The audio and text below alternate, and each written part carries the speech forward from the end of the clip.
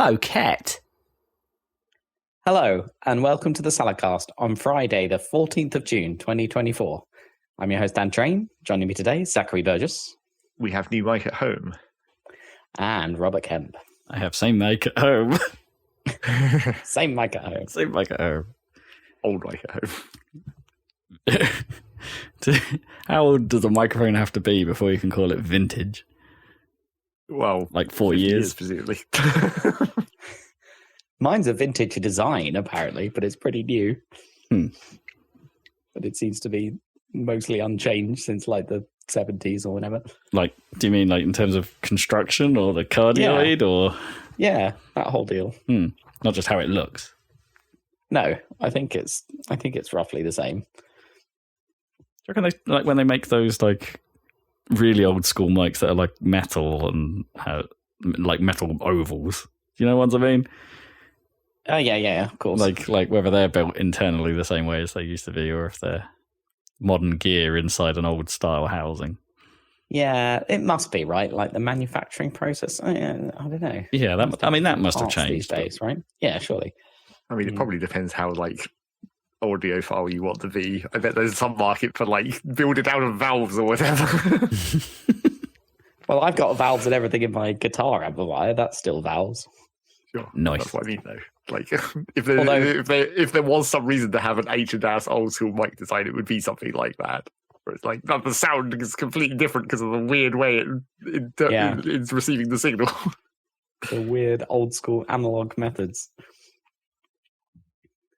Although now, even with the guitar amplifiers, you know what's finally making it so that they can potentially be replaced with digital is, of course, AI, presumably, or machine learning, modeling, that it's called. But now you can get an amplifier, which is basically a computer, right? Which is modeling a valve amplifier. I mean, I think they've been doing that for a while before AI, right? They've been machine learning. Yeah. That.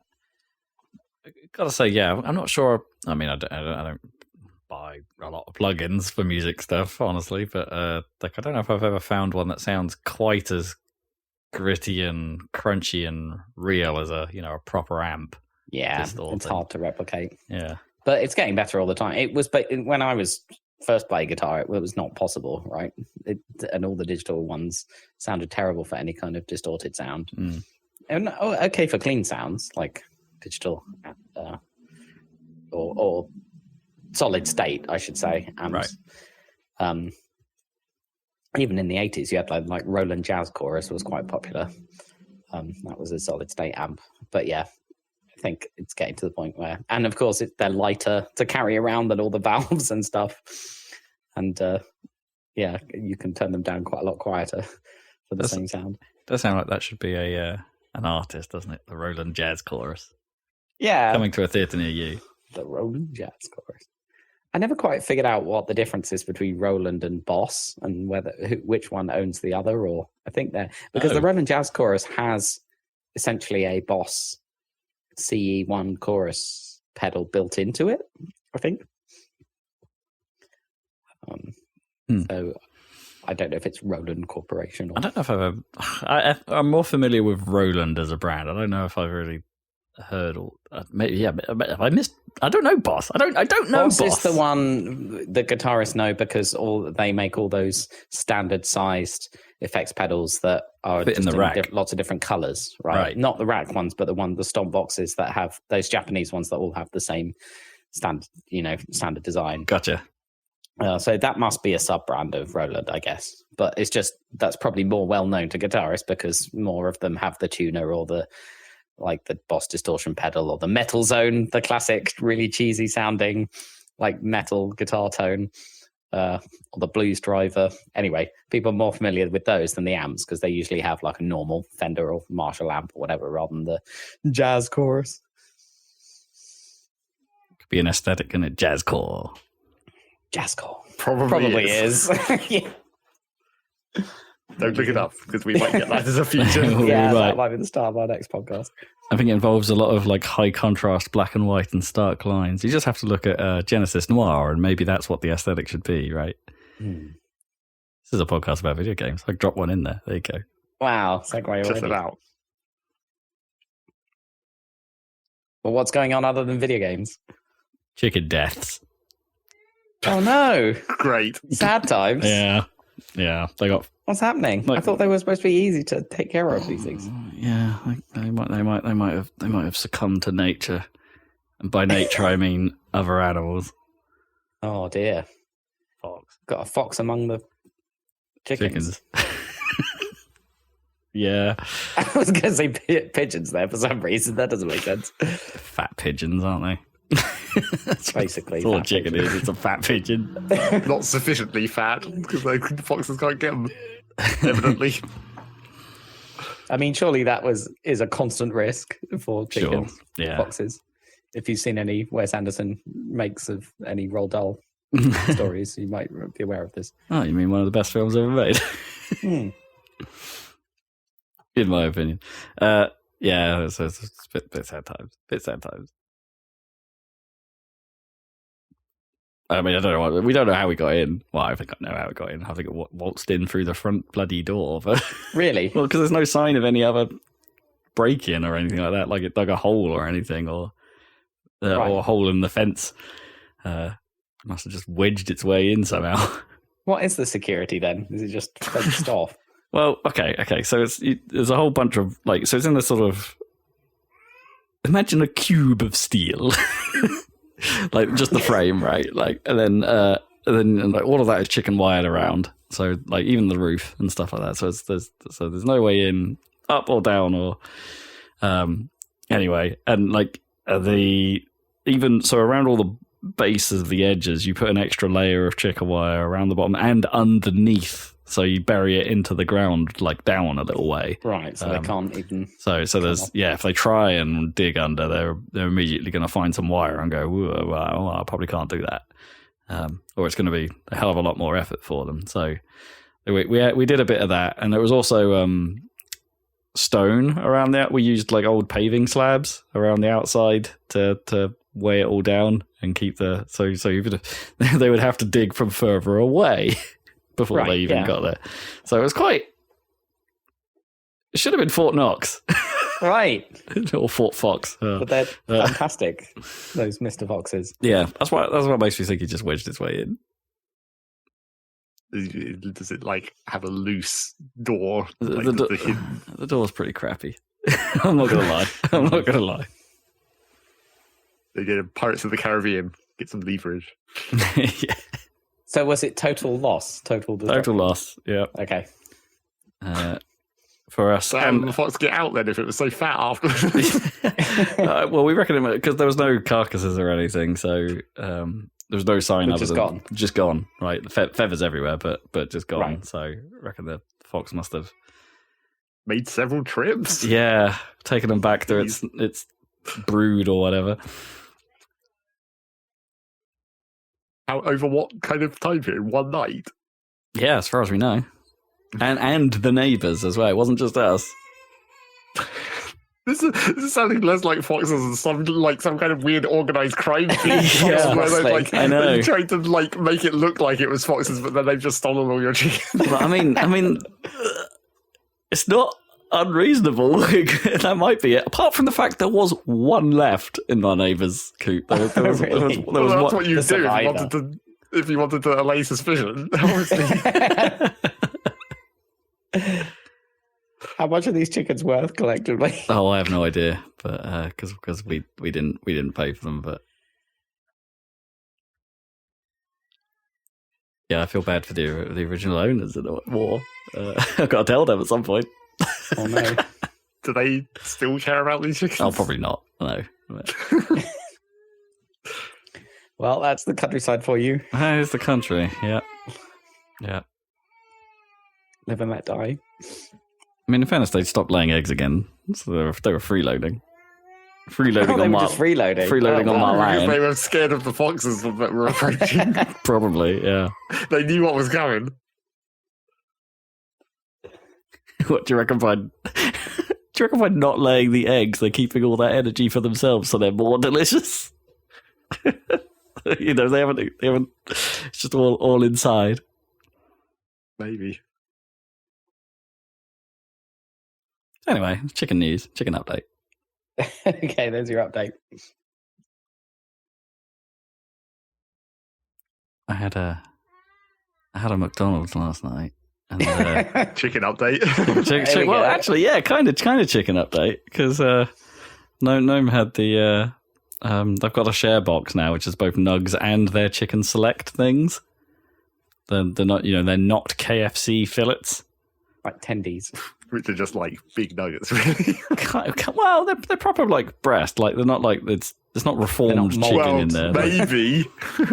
Well, unless you can see it's all a bit, it's like you can see. What's the word I'm looking for? It's like the texture of a proper untouched chicken, like breast. You know what I mean? Like it flakes in a certain way. Mm. And like it looks like that, and but gotta say, it's like they need more seasoning on that stuff. It's like I think their chicken is fine. It's not KFC though, is it? No, it's not KFC. That's the problem. It's not meant to be flavoured that much. You meant to dip it in shitty McDonald's ketchup. True. They do have a was it a I think it's a special edition smoky barbecue dip. Right. None of your... which was all right. It wasn't all that different to the regular barbecue, if you ask me, but it was all right. Not your Rick and Morty Szechuan dip or whatever. That was McDonald's, right? Yeah. Was it? Maybe not here. Yeah, because they had to bring it back, didn't they? Yes, because everyone was all those crazy people were pissed. Yep. Is that like when they take the McRib away? Yeah, because the McRib is a whole different thing. That's to do with pork prices in the US. Yeah, because we don't get the McRib here. It's only available when pork prices drop below a certain threshold. I mean, I get a little bit that way when the Big Tasty goes off the menu. I like the Big Tasty. There's some smoky ass sauce in that thing. Where all the smoky barbecue sauce goes. Well, yeah, but it's not smoky barbecue. It's like a smoked mayo. I don't really know how to describe it. But it's nice. They could put so many menu options on their McDonald's, and like I go infrequently enough that I'm always just going to get a Big Mac. So I'm never going to experience any of these things. Oh, I thought you were a quarter pounder guy. Oh, I like a quarter pounder too. Yeah. So between those, double quarter pounder. That's a bit much. I had one of those. It's nice though. It's nice. I do like the double quarter pounder. Probably my go-to if the Big Tasty's not about. If they did a double Big Tasty, then we might be talking. That would probably definitely be too much.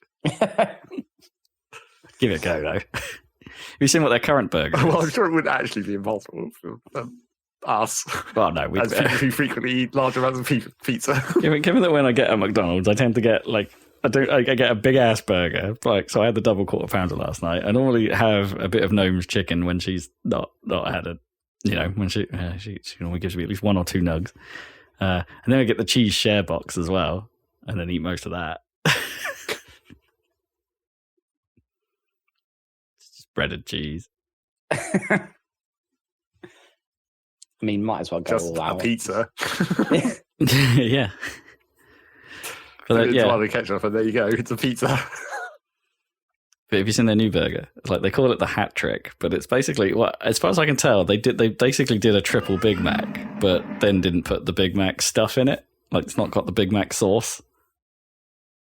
So how is it like a Big Mac? Yeah. Well, because I think it's the same bun and the same like middle layers or whatever, like the bread layers, but what? So it's like bun burger. It's got like two middle layers. So it'll be like bottom bun burger cheese, mid bun burger cheese, mid bun burger cheese, top bun. Yes, that's what I was trying to say. I think that's what it is. Maybe it doesn't have the middle bun layers. I don't know. I thought it might have had the bun. I mean, that would be. I would say that was too much bread. Yeah. Well, I mean, you're already getting a bit much with just the Big Mac with its one extra layer of bread. I mean, is it? Oh no, it doesn't have the middle bun layers. I was wrong about that. So it's just 3 burgers. It's like a triple stack burger. That's all it looks like, really. Well, it's not 7, so I guess we're okay. It's not the Mega Mac. No, the Windows 7 burger. What? I think that was a Japanese one. Classic. What? Okay. Which probably, didn't really exist in that way, that those kind of ridiculous promotions don't actually really exist. I mean, I never tried to order the Mega Mac, but that used to be like an urban legend, right? That you could just go up to them and then the staff knew what you were talking about. You just the secret menu. You've always got to have the secret menu at Legends. There's a stupid Burger King run right now, which is, well, maybe just in the US, which for Pride Month, have you seen that? Where you can just get it with 2 bottoms or 2 tops. Oh, that's funny. So stupid. Oh. Presumably they're relying on a pretty much 50% on people ordering that, so they could use up the same amount. Why would you order the bottoms? Like, I don't know. Like, surely if you were going to do that, you'd have 2 tops. The tops is not practical. But then are the tops not structurally sound, right? Are the tops are the tops spongier? And therefore... But maybe if you're celebrating Pride, you get the one that represents you. Yes, represents it's like you. It's not. This is not considering the actual structure of the buns. It's considering the joke. Well, sure. That would be why you'd get 2 bottoms.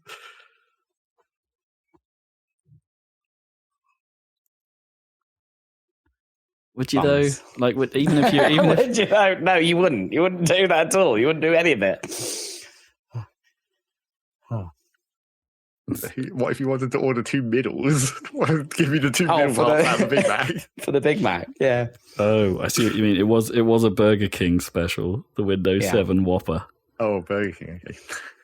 It's quite lazy though, because it's like they don't even put anything in between the burger layers. It's just 7 burgers, and then the top bit is just 7 burgers. And then the top bit is just a Whopper. Well, it should be time for Windows 11 or something. Whopper at this point. God. 2 more burgers. And is it talking about mid buns? Like, is it weird that I take the mid bun out? Yes. Of a Big Mac. Of a Big Mac. No, I mean I eat it. I just eat it first. That's even weirder though. I figure you have to eating it individually is just kind of gross. I don't want to eat just McDonald's bread covered in weird McDonald's sauce and nothing with it. That's true. Well, yeah, it's got the sauce on it, right? And some of the and a little bit of the lettuce sometimes. And I just remove the mid bun layer, get rid of that in my face, and then it makes the rest of the burger better because there's no diluting bread layer. But you have to suffer the gross layer first. It's not that bad.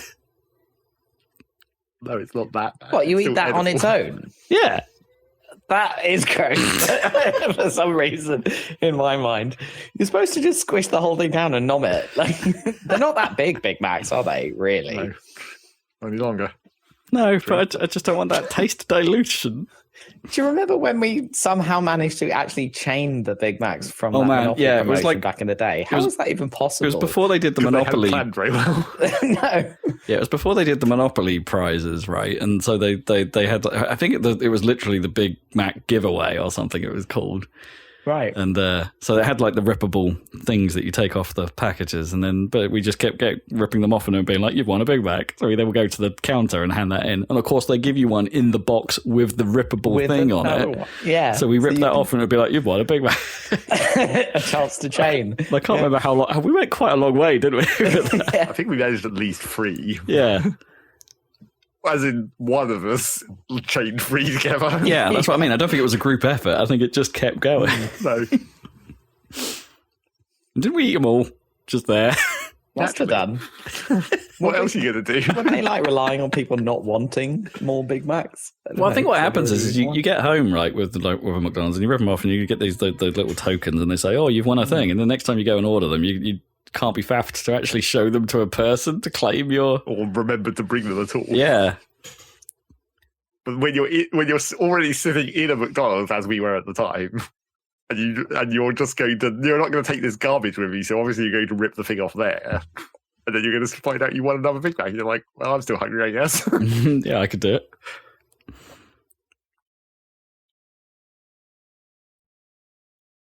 I do wonder if you can... I reckon the McDonald's challenge is probably easier than the Burger King challenge these days, where if you have one of every burger type they make. Oh my God. Like, so you got even like the saver menu, right? You got to have the cheeseburger, then you got to have the double cheeseburger, then you got to have the triple cheeseburger, then the mayo, the chicken mayo, every kind, everything, any individual burger that's on the menu, and you have to have that in one. Wow. Does it also include like chicken burgers? Do those count as burgers? Yeah. Anything burgers? Because this was born out of when me and JJ used to talk. My mate JJ used to talk about it when we were in Burger King, right? Because they used to on the menu wall, the burgers all used to have like numbered slots for some reason. There'd be like 11 or 13 different like numbered holes in which they would just put a burger. Like, here's the Whopper, here's the double Whopper, here's the bacon cheese, and it would be like, do you reckon you could do all 13? Like, or whatever. Like, so it's like, yeah, you got to do every burger on the menu in a day. Let's say in a day. In a day, okay, that's a challenge. I think in a day that's perfectly doable. Yeah, I reckon you could. Yeah, maybe. I'm not doing it though. I'll be on the loo most of the day. Well, because I think Burger King has like, well, they have all the Angus variants as well. I think there's quite a lot on the BK menu. Might still be tricky. Yeah, you might not be able to manage it. And, don't do it when there's Windows 7 burger. 55 burgers, 55 tacos, 55. Yeah. I think the McDonald's challenge has got easier, right? Because they used to have the gourmet selection, or was it the signature burgers or something? But they don't do those anymore. So it might have got easier at McDonald's. You're going to have to sit through the filet-o-fish, though. Oh man! Well, that counts as a burger, I guess. So. If you do it over a day, do you have to do the breakfast in the morning? Oh, that's a thought. Oh, that would suck. Do those count as burgers? The McMuffins? Yeah, I mean, you're going to have to define some rules. Yeah, you're going to do this. Like, what counts as an actual burger? Yeah, I think the McDonald's breakfast does complicate things. In the burger challenge, it's not every menu item. No, so there is some limits. No, you wouldn't have the chicken share box, for instance. Because it's just chicken. It's not a burger challenge. But then are burgers inherently beef? Or are burgers... Well, no, burgers aren't inherently beef. That's the problem, because it's chicken burgers. And then it's... Yes, but then do the things that McDonald's sell that have chicken in count as burgers? I mean, is a burger just a hot sandwich? It is. Here we are again in the land of sandwiches. Here we are. They're labelled as sandwiches on the menu, right? In McDonald's, not burgers. Well, they always used to be. I think, if you look at they're burgers menu, on the app now. Right, on the app, yeah. But on the old star menu, it would say sandwiches. Well, that's probably a modernisation thing, right? Yeah, maybe. Or possibly a tax thing, who knows? Yeah, it could be. Or maybe. What do you reckon if it's a sandwich, it doesn't get that hot food exemption or whatever? Yeah, probably. It's probably one of those kind of bullshit things. Podcast about video games. Yeah. I think we better get into video games because there's some news this week, isn't there? Summer Games Fest. Summer Games Fest. Kind of news. Well, E3. It's the time for the E3 special. Yeah, pretty much. And we're not alone in calling it the E3 special still. Plenty of outlets still are, or not E3. It's hard to let go.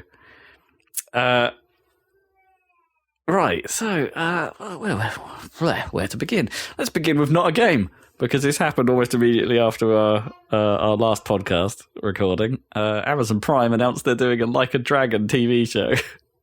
Oh, yeah. Yakuza to you and me. Right up your street. Oh yeah, I'm so excited. But it's and I we were sort of talking about it off air last week, and it is an Asian cast. It's not like it's a westernization of it. If you know what I mean, like it is a Japanese made show, by the looks of it. So that wouldn't make any sense otherwise. Well, unless they were going to like Phoenix Wright it and just being randomly in LA, right? Yeah, but it couldn't be Yakuza. It would have to be. Well, I don't know. I mean, it could be. That would be slightly weird. I mean, Infinite Wealth is set in Hawaii. Yeah, that's true, but it's still about the organized crime from Japan, right? Isn't it? Sure. Yeah. So that's happening. I was just I did take a glance at who they've got playing Kiryu. He doesn't look buff enough, if you ask me. He's not. Well, is that an in character image you've seen, or just his actor shot? His actor shot, yeah, at the announcement. But I mean, maybe he'll be buffed up a bit more when he's actually on the show. I don't know, or like they'll put him in a costume that makes him look a bit buffer. But I don't know. It doesn't have that shoulder line that Kiryu has, right? That terrifying squareness. Well, I mean, 80s like suit jackets will help with that. Yeah. Well, if it's basing it on the first game and they're basing it on the timeline of the games anyway, then the first game will be in the early 2000s. So the show will probably be set then. Unless they really are going to go back to like 0 and do like early 90s, and where you might be able to get away with a big ass puffy suit, like almost shoulder padded.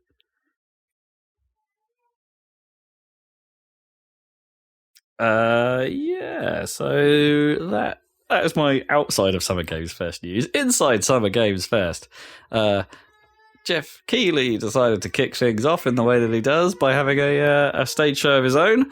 And there's you know, I'm just going to sort of usual rules apply. I've only noted down what I thought was mildly interesting. So there's an awful lot of stuff that I won't be talking about that might be interesting to you, but this is what caught my eye, or I thought would catch your eyes. So do chime in, Zach and Dan, if there's anything I don't mention.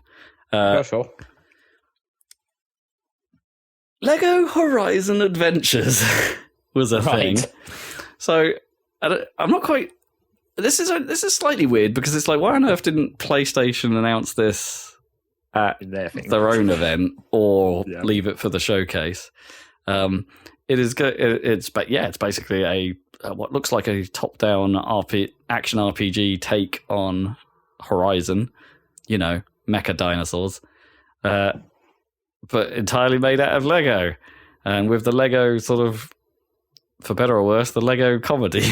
Like, I don't know, like I think that the Lego comedy style is getting a bit hit and miss these days. Where did it come from? The Traveller's Tales games, that style? Yeah, I guess it did. Yeah, because it's not like Lego Island had that style. Or maybe it did. I think it was kind of a bit. Because I think it was because the Lego games were silent, right? It was all slapstick up until I think Lego Lord of the Rings. And then they started using some of the Lord of the Rings script in voice and stuff. And then I think Lego Batman after that was then fully voiced. So it hasn't always been this way, but I think they've held a certain style on a certain. There's a way their comedy works, right? And it's I don't quite know how to describe it, but you know it when you see it. And I think that carries over. And I think that's, if Lego 2K Drive is anything to go by, it doesn't always come off. Like, I think it doesn't always work that well. So here's hoping it doesn't get super annoying in this one as well. But what I will say, like, I'm quite impressed that they've decided to go all in on the Lego this time round. Like, it's not just bits of Lego in a world. No. The entire thing is made out of Lego. Yeah, that is very cool. Does look nice. Do you want to know the most confusing thing about this announcement, though? Apparently it's coming to Switch. Right. Well, I mean, it makes sense in terms of target market, but this is a Sony-made game coming to Switch. Yeah, well, I guess they're on the PC, so I don't know. Yeah, Guerrilla Games are making this. It's like... So, yeah, Sony just being Sony, I guess, and like everyone can have what we do now, except you, Xbox. Yeah, our greatest rival. So there's that. There was a little trailer for a game called Cuff Bust that I thought was kind of funny, because it was basically like a group of small alien bears trying to break out of prison against other alien bears. It looks like an absolute cluster of a multiplayer game. A bit like a sort of Among Us vibes, but breaking out of prison and in 3D. Looks kind of cool. So sort of part of the SGF incentive, I guess, this year that Jeff was trying to portray to be like, we're gonna highlight a few more smaller games this year because of, you know, all the big companies closing studios and stuff. We're being like, hey, look, the small guys can still make good stuff. Because the big companies aren't releasing anything anyway. Well, they're not really. That's the other half of the problem. So apparently, we're getting another Civilization game. Civ 7 is on the way. I guess it's time. I guess. Yeah, sure. They finished introducing all the adverts back, all the parts back into the previous game. Civ 6, yeah. I mean, I talked about Civ 6 recently-ish, and I think it's got enough mechanics now. Right. Might be time for, the spring cleaning. Yeah, because it's weird, isn't it? Weirdly enough, I think we're all again, and then we were only talking about this a couple of podcasts ago. That like maybe have they done everything they were going to do to 6, and thus they must be working on 7. Turns out they are. Don't think they. Yeah, no. Planned release date 2025. So not this year. And I think it's the first Civ game where it's going to be day in date released on both PC and console. Interestingly enough. Yeah. So does that worry you? Do you think they're going to like streamline it a little bit in order to make it palatable for console, or I don't know. Or do you think they've got to the point now where they've I reckon you could make it work with 4K displays and stuff. It's more a problem of like squinting on a small TV, right? But people have such big ones. You could probably make I don't see why, as a developer myself, of web developer, like responsive design, you should be able to make basically the same-ish experience for a different target. It's whether it'll work on a controller, right? It's control more than anything. Yeah, I don't think that's that difficult. And then, at a certain point, you could just move a cursor around and screen with a controller if you're being super lazy about it. Do you think it is cursor that it is control that's the problem, or is it density of information is more of a problem? Right? Like, I think you're right about the density of information thing. That's probably something you can overcome now, or that they wouldn't worry too much about the text. The text is too small. They probably won't worry about that as much. Well, I mean, if they've already done the work to do proper UI scaling anyway on PC, like most games do nowadays, that kind of automatically solves that problem for console as well. Yeah, 100%. It's more, is moving a stick around as a cursor, is that a good solution? Generally, I feel like it's not in things. Like, I don't know. I mean, there's not too much that, like, obviously moving around the map with a cursor would be fine because you're just scrolling the cursor literally over the hex grid. Yeah. And then it's like menuing is slightly annoying, but if it automatically highlights like the most commonly used parts or whatever, you could probably make that pretty smooth. I reckon it's easier than an RTS. Like, oh, absolutely, yeah. You have to simplify an RTS to make it work on a controller. Yeah, but you could have the full game of Civ. I reckon you can make it work without too much compromise, or even it might take you a little longer to play it. It's definitely, exactly. It's definitely going to be a better experience on the PC, but with the mouse. But I reckon you could have the full game. Yeah. Well, we'll see. Will it have religion, and will it have culture victory? Well, presumably, will it have cross-play then? Can you pick up the game you were playing on your PC on your console? I mean, cross-save is so nice when it's implemented properly, but like so few things actually do that. And I guess the save for Civ is somewhat chunky, depending on the save. Maybe, but it wouldn't have to be really. What is the data? I suppose like every tile modification is some kind of data, and then all the units. Do you need the complete history of everything that's happened, or do you just need the current state? Don't know if you would need the whole history. Obviously, a lot of the city upgrades are like stacking, I suppose. So that's still quite a lot of data, even if because you can't just save exactly what's there right now because they kind of build on top of each other. But I guess everything's like fairly flags and integers. It's not like you don't have to save coordinates of things in 3D space or anything, like saving the state of a Deus Ex level or whatever. Sure, but those would just be floats anyway. Yeah, probably. Like yeah. two floats, or 3 floats, I suppose. It's here. Yeah, maybe. But again, I guess you wouldn't have to save things like, I don't know. I was thinking about when we were reloading those Half-Life saves, right? And it's like, actually, there's more to it than just an object is here, right? It's like the object is here in this state and with this velocity and this physics is applying. They wouldn't be stored like that. But you know what I mean? There's presumably quite a lot. Presumably in like. I don't think this is actually how Half-Life works or anything, but like presumably you don't actually save the state of ragdolls. There's no reason to do that if the enemy's already dead. At best, you just save the position of a ragdoll and then just let it flop, which you can see in some games. Oh, absolutely. When you load and it reflops or whatever. Yeah. Yeah, it's a common shortcut. Anyway, there's nothing other than a cool trailer or whatever. It's just speculation over what they might do to the base game this time round. Like I have no, other than that, make it playable on console. I don't know. Yeah, they didn't have anything to show other than Sid Meier's face. It would be nice if they maybe made it more different this time. Maybe that'd be good. Maybe it's about time to mix things up again. I hope so. 2 or 3 of the same thing, basically. I wonder if they're finding out what that other game is doing. You have to wait until Ara comes out and then steal all their ideas. They haven't given themselves enough time, really, to do that, presumably. If it's Yeah, but I bet, I don't know, but how much industrial espionage is going on, but half the team of Ara is probably ex-Civ developers. Oh, I bet. They probably all know each other, so they've probably been talking about it at the pub or something. Maybe, yeah. Oh, you're doing this? Oh, that's interesting. It's like it's been so many years, then all of a sudden 2 Civ games come along at the same time. Oh. Yeah. Well, it's kind of more than 2 at this point. Like, as we said, even before we knew about Civ and only knew about Ara, it's like several people are trying this now. Well, it's all good. Good news.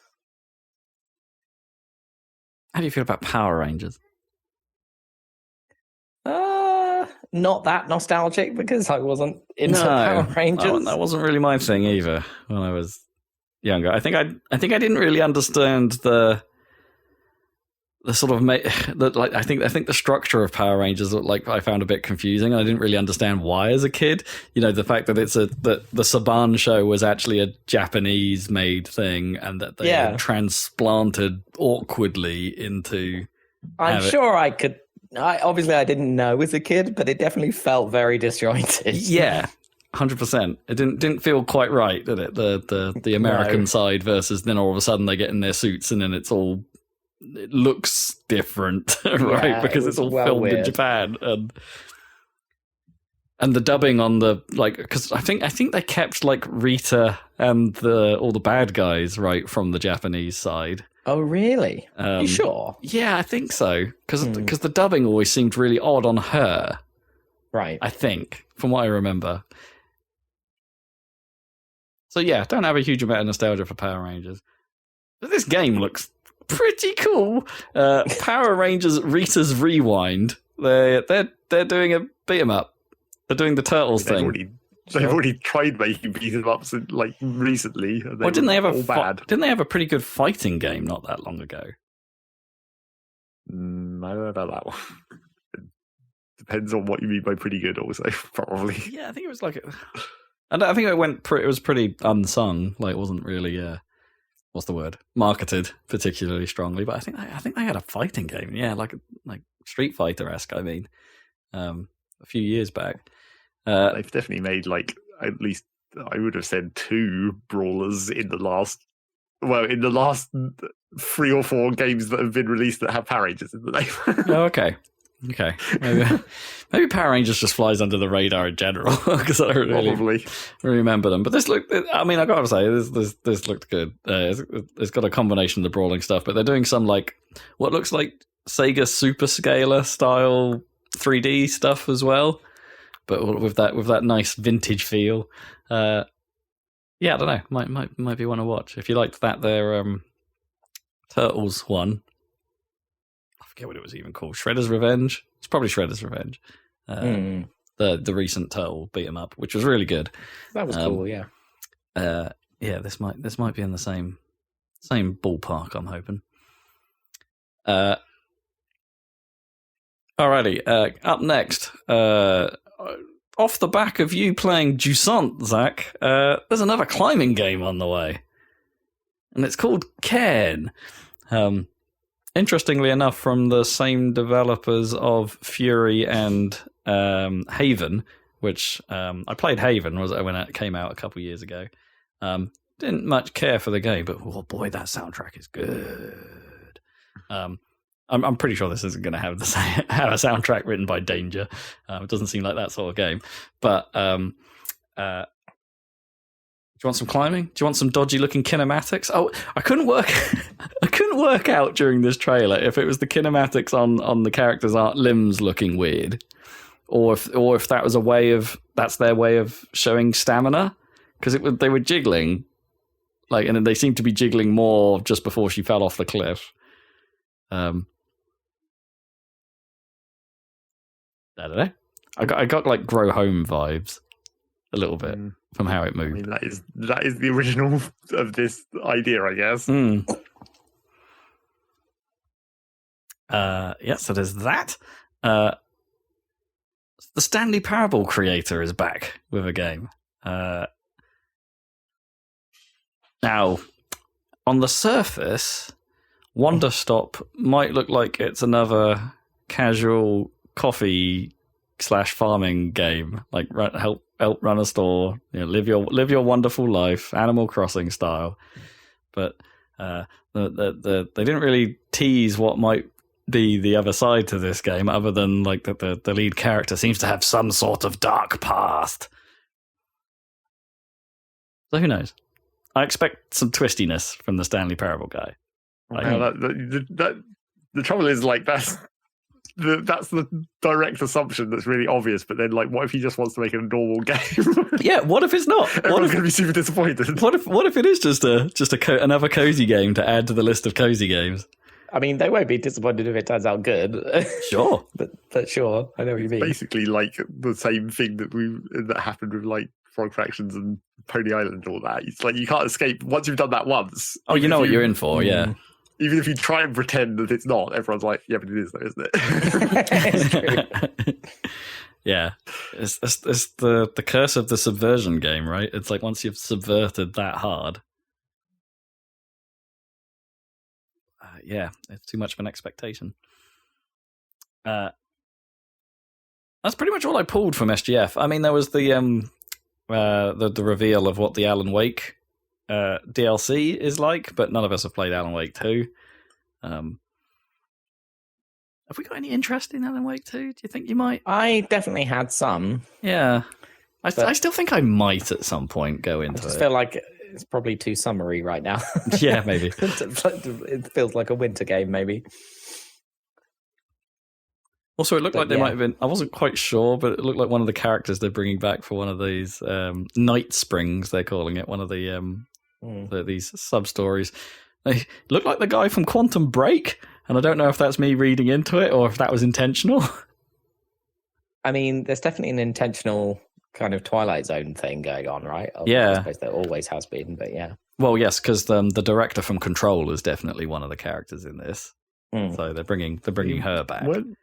When they were just like, they were trying to cross us over, so it wouldn't be at all surprising if like more crossovers. Yeah, the Remedyverse is a thing. Yeah. So that's all I really pulled from SGF. Yeah, there were a few other shows around the place, but I didn't really pull a whole lot about it. I watched the Future Games show, and I didn't really think there was. I didn't pull anything from that. I watched Day of the Devs, didn't pull anything from that. Although there was some stuff that looked kind of interesting in there. I can't remember the name of it because I didn't write a note of it. But the one that looked most interesting to me, I think, in Day of the Devs was, I think it was called The Waiting Game, and it's interesting because it's got Goose Game vibes to me. Like, it puts you in a scenario where you've just got to wait for something to happen, and you dick around in the area whilst you're just waiting. Like, what is that game called? Please Don't Touch Anything. Oh, right. Yeah, it'd probably be in that same vein. Yeah, but yeah, it looked kind of neat. I quite liked it. Yeah, so let's move on to what Xbox were up to. I've got a few more notes on this because obviously I'm an Xbox freak.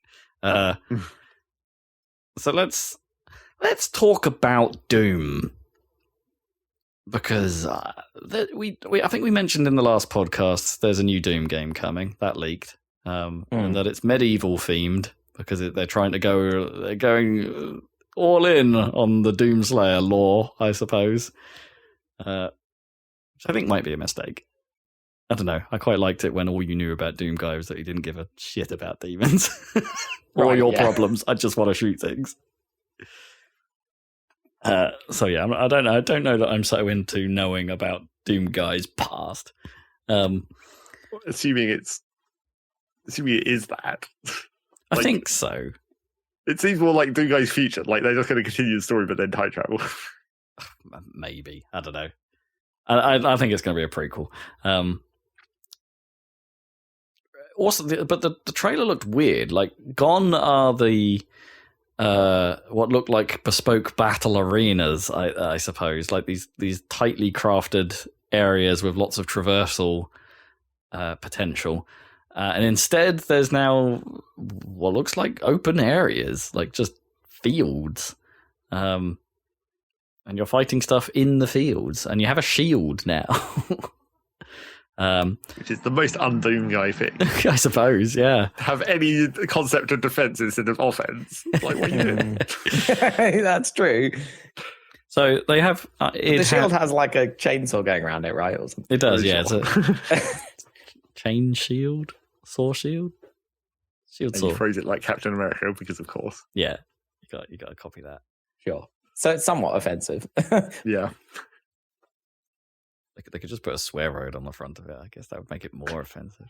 I mean, maybe that is like, maybe they're going to put that in as like a story beat or something where they're trying to convince him to use a shield. It's like, no, look, we put a chainsaw in it and you can also chuck it.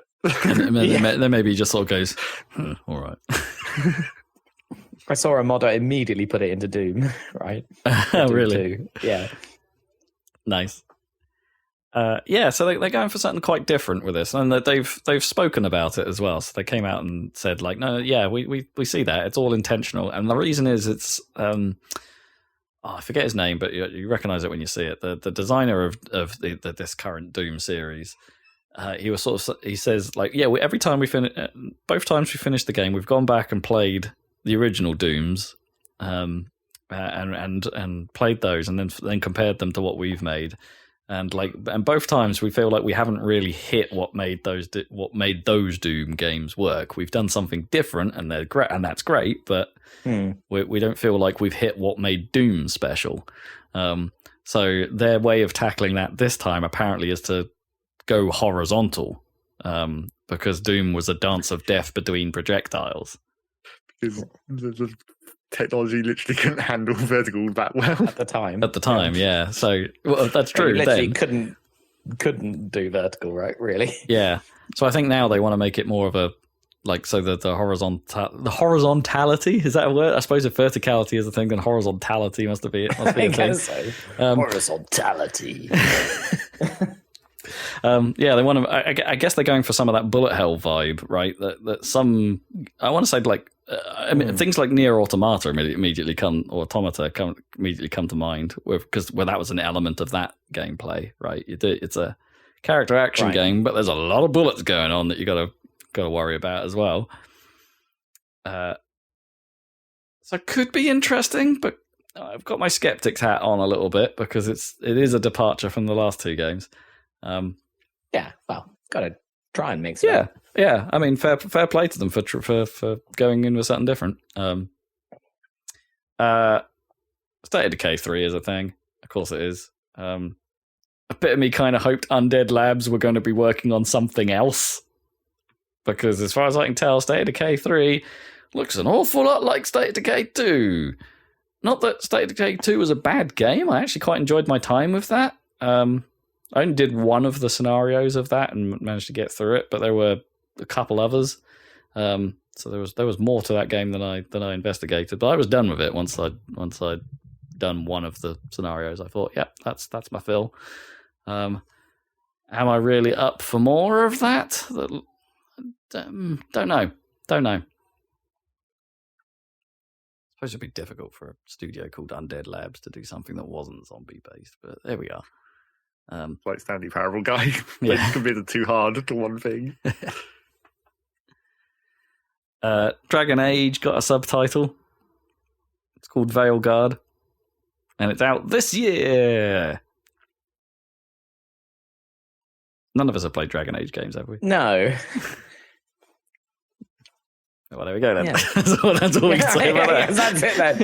What's it look like? I mean, I don't think this wasn't like a game. They're trying to be funny. Yeah, it looks like. It wasn't much of a gameplay trailer in particular. I mean, there was footage from the game, but it was mostly two guys having a bar fight and saying we need a leader and we need a crew. It looks like they're trying to be funny in a Fable kind of way, kind of not known for being funny. Yeah, maybe they got Rare to write the trailer. I don't know, because not doing this in order, but Fable was there as well, and that sort of had a similar vibe, I guess, other than the Britishness of Fable, which was still on show. But that's also trying to do that thing, right? It's we're being a fantasy game, but we're funny, right? Ha! I might be interested in this Fable game. I've not played one. Yeah, it looks nice. Yeah, and it almost looks like the humor is like maybe less annoying than it was in the original Fable games, and that is clearly Super Hands, isn't it? Right, Super Hands from Peep Show. Did you not watch Peep Show? Right. Yes.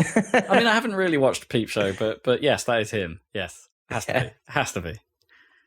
This crack is really Moorish.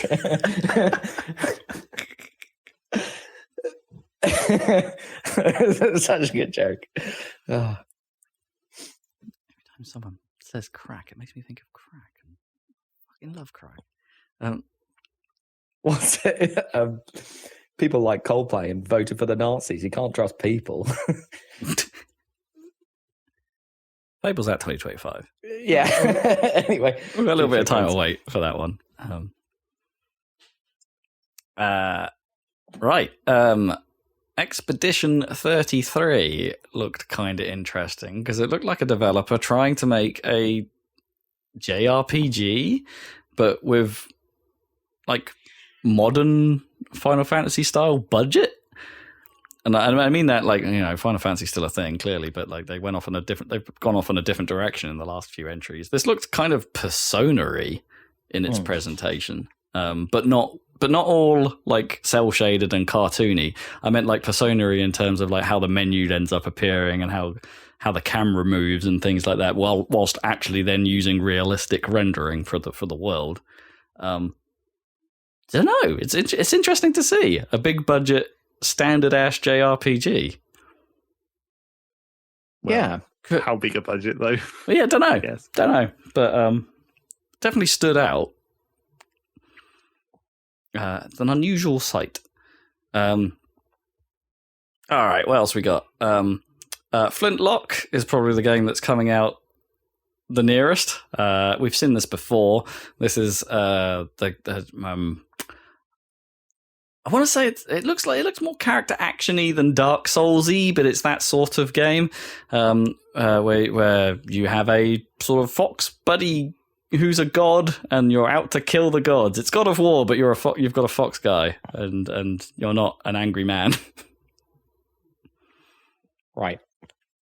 it's looked pretty good in trailers, and it's got a bit of. I think it has got a bit of style. Yeah, and it's out real soon, so I want to keep an eye on.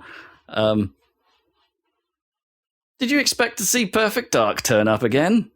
I did not. I thought that was vaporware.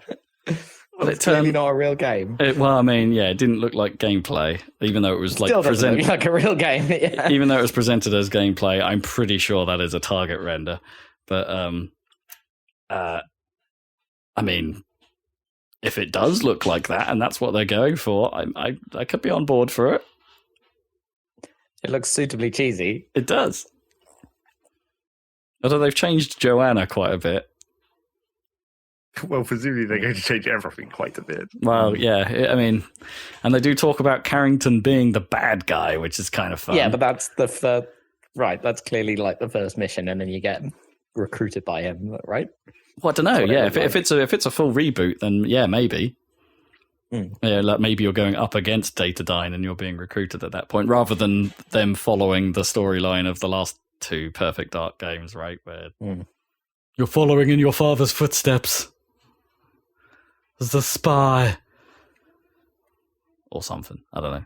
And you're already employed by Carrington at the start of the first Perfect Dark game, right?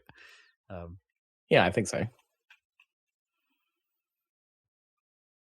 No date was given to that trailer, but at least we got something. We got something. Maybe throwing Crystal Dynamics at the project got something kickstarted. Crystal Dynamics are involved in this thing, don't you know? Right. Maybe that means it'll actually come out like now that there's a studio with a tenable studio attached to it. Because up until this point, it's just been The Initiative, which was a studio formed for this project. So there's that. What else we got? Fragpunk. I'm only bringing up because I guess this is the Xbox Showcase's version of Concord. Yep, everyone's got to make one of these far too late for anyone to care. Yeah. Is this frag as in kills you get in Quake? Frag. Yeah, I mean, that's what it sounds like, yeah, or frag grenade, I guess. But, I suppose, yeah. Do people even know about fragging these days? Probably not in that context. Do people even know about either context of fragging any longer? Telefragging? Telefragging, definitely not. That can't be common knowledge anymore.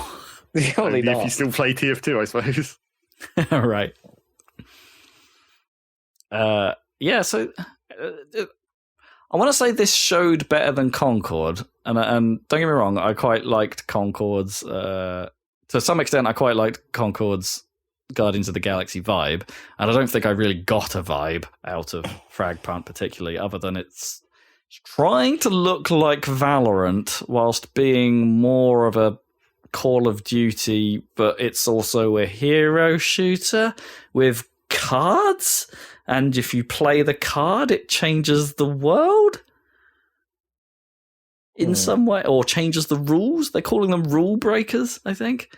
Probably should have been name of the game, actually. Just by playing, and then... I don't know. Do you just play them when you're running around? Or? I don't know. I mean, going back to like Titanfall, basically, except maybe a bit more extreme than that card system. Right, yeah, because they showed some stuff like you play this card and the characters get big heads, so making headshots easier. Or you play this card and the world suddenly becomes a jungle, and then you can hide in the grass and stuff and sneak up on people. Blah blah blah blah. I hope they go wild with it, but also like, yeah, as you said before the show, Dan, like the randomness of it might need to be something that's contained. But I kind of hope they don't. In a weird way, I kind of hope it is wild. The trouble is that, like, with the more extreme things, like making it a jungle or whatever, that's just an evolution, right? They're going to have some limits on that kind of thing. Maybe. I'm looking forward to things that are actually... Like, one person on each team per round gets the ability to do that at some point or something. Right, yeah. Because they did make it look like it happened mid-round, but I was kind of hoping for, like actual rule changes to be things that would, like, kick in and screw up the round, right? And be like, okay, now the objective of this round is something totally different. Not sure how that would work, because you'd have to have some kind of score conversion or something. Yeah. If you've only been going for kills up until a point where it suddenly changes to capture the flag, what do the kills mean? Well, yeah, it depends if like kills are even a game mode, right? If just straight team. Well, yeah, I was just saying 2 random game modes. But then you would still run if it played like Counter-Strike and it was round based, right? Then you could get a point for whatever the round's objective was, and presumably always if it is like Counter-Strike and Valorant, then a kill sweep would always win you the round. I wonder if you could do something like that. I think back to like Killzone 2 of all things, which had that crazy game mode that would change the rule set every few minutes. So it would be team deathmatch for a while, and then it would be capture the flag for a while. That's quite extreme, isn't it? Yeah, I mean it was really interesting. I mean it was still Killzone 2, which was the problem, but when even though it changed, presumably it was like on a set time. Yeah, it was on. It was really just having like 3 rounds conjoined. Yeah, basically, and it scored each round. Like you won this round, you won that round, but it didn't like stop between the rounds. Like the game mode would just change mid flow. You didn't get cut away. I feel like I know they haven't done that, but that feels like something that Battlefield could have done. Like you could have had it be like bomb objective and then capture objective or whatever. Yeah, I guess that's sort of what some of the Rush variants did, right? They weren't just push like forward bombs. Yeah, I guess they were kind of always push forward to a thing, but. The other thing we saw that I wanted to pick out on, we've seen a couple times before, is South of Midnight. Mainly because it's got a crazy striking look. It's going for a low frame rate, stop motion kind of look, at least in the way it portrays its cutscenes and things like that. It's, I mean, honestly, it is a really good look. But this was the first time we saw a bit of gameplay, and it kind of has a bit of a problem there, where it feels like it breaks down a little bit when as soon as the gameplay kicks in, because I don't feel like they fully commit to the low frame rate animation, but it's still lower frame rate whilst you're moving around. Like the animation just ends up looking a bit janky, but then all the movement in the world is still silky smooth. So it's like we were just speculating that like. It's probably just literally a usability thing. Like they tried it with low frame rate animations, but it was just so unreadable that you couldn't play it. Yeah, I bet. Yeah, but then there was that like I think back to wasn't there a fan project pretty recently that was I forget what it was, but it was an N64 technology like game, like explicitly like built with those limitations in mind, and they built the characters with actually really not a lot of animation, and it was all low frame rate rather than interpolated animation, and that game people seem to like. Ugh, I'm not gonna remember what it was called, but so I think it can be done. It's like all the alternative is you just don't worry about the low frame rate thing in gameplay and do what Hi-Fi Rush did. Which is as soon as it transitions to gameplay, that look goes and everything becomes smooth at that point. And it's just like the gameplay is this one thing, the cutscenes are this other thing. I'm sure there must be a way to pull it off. There must be like a happy medium somewhere, but I don't know.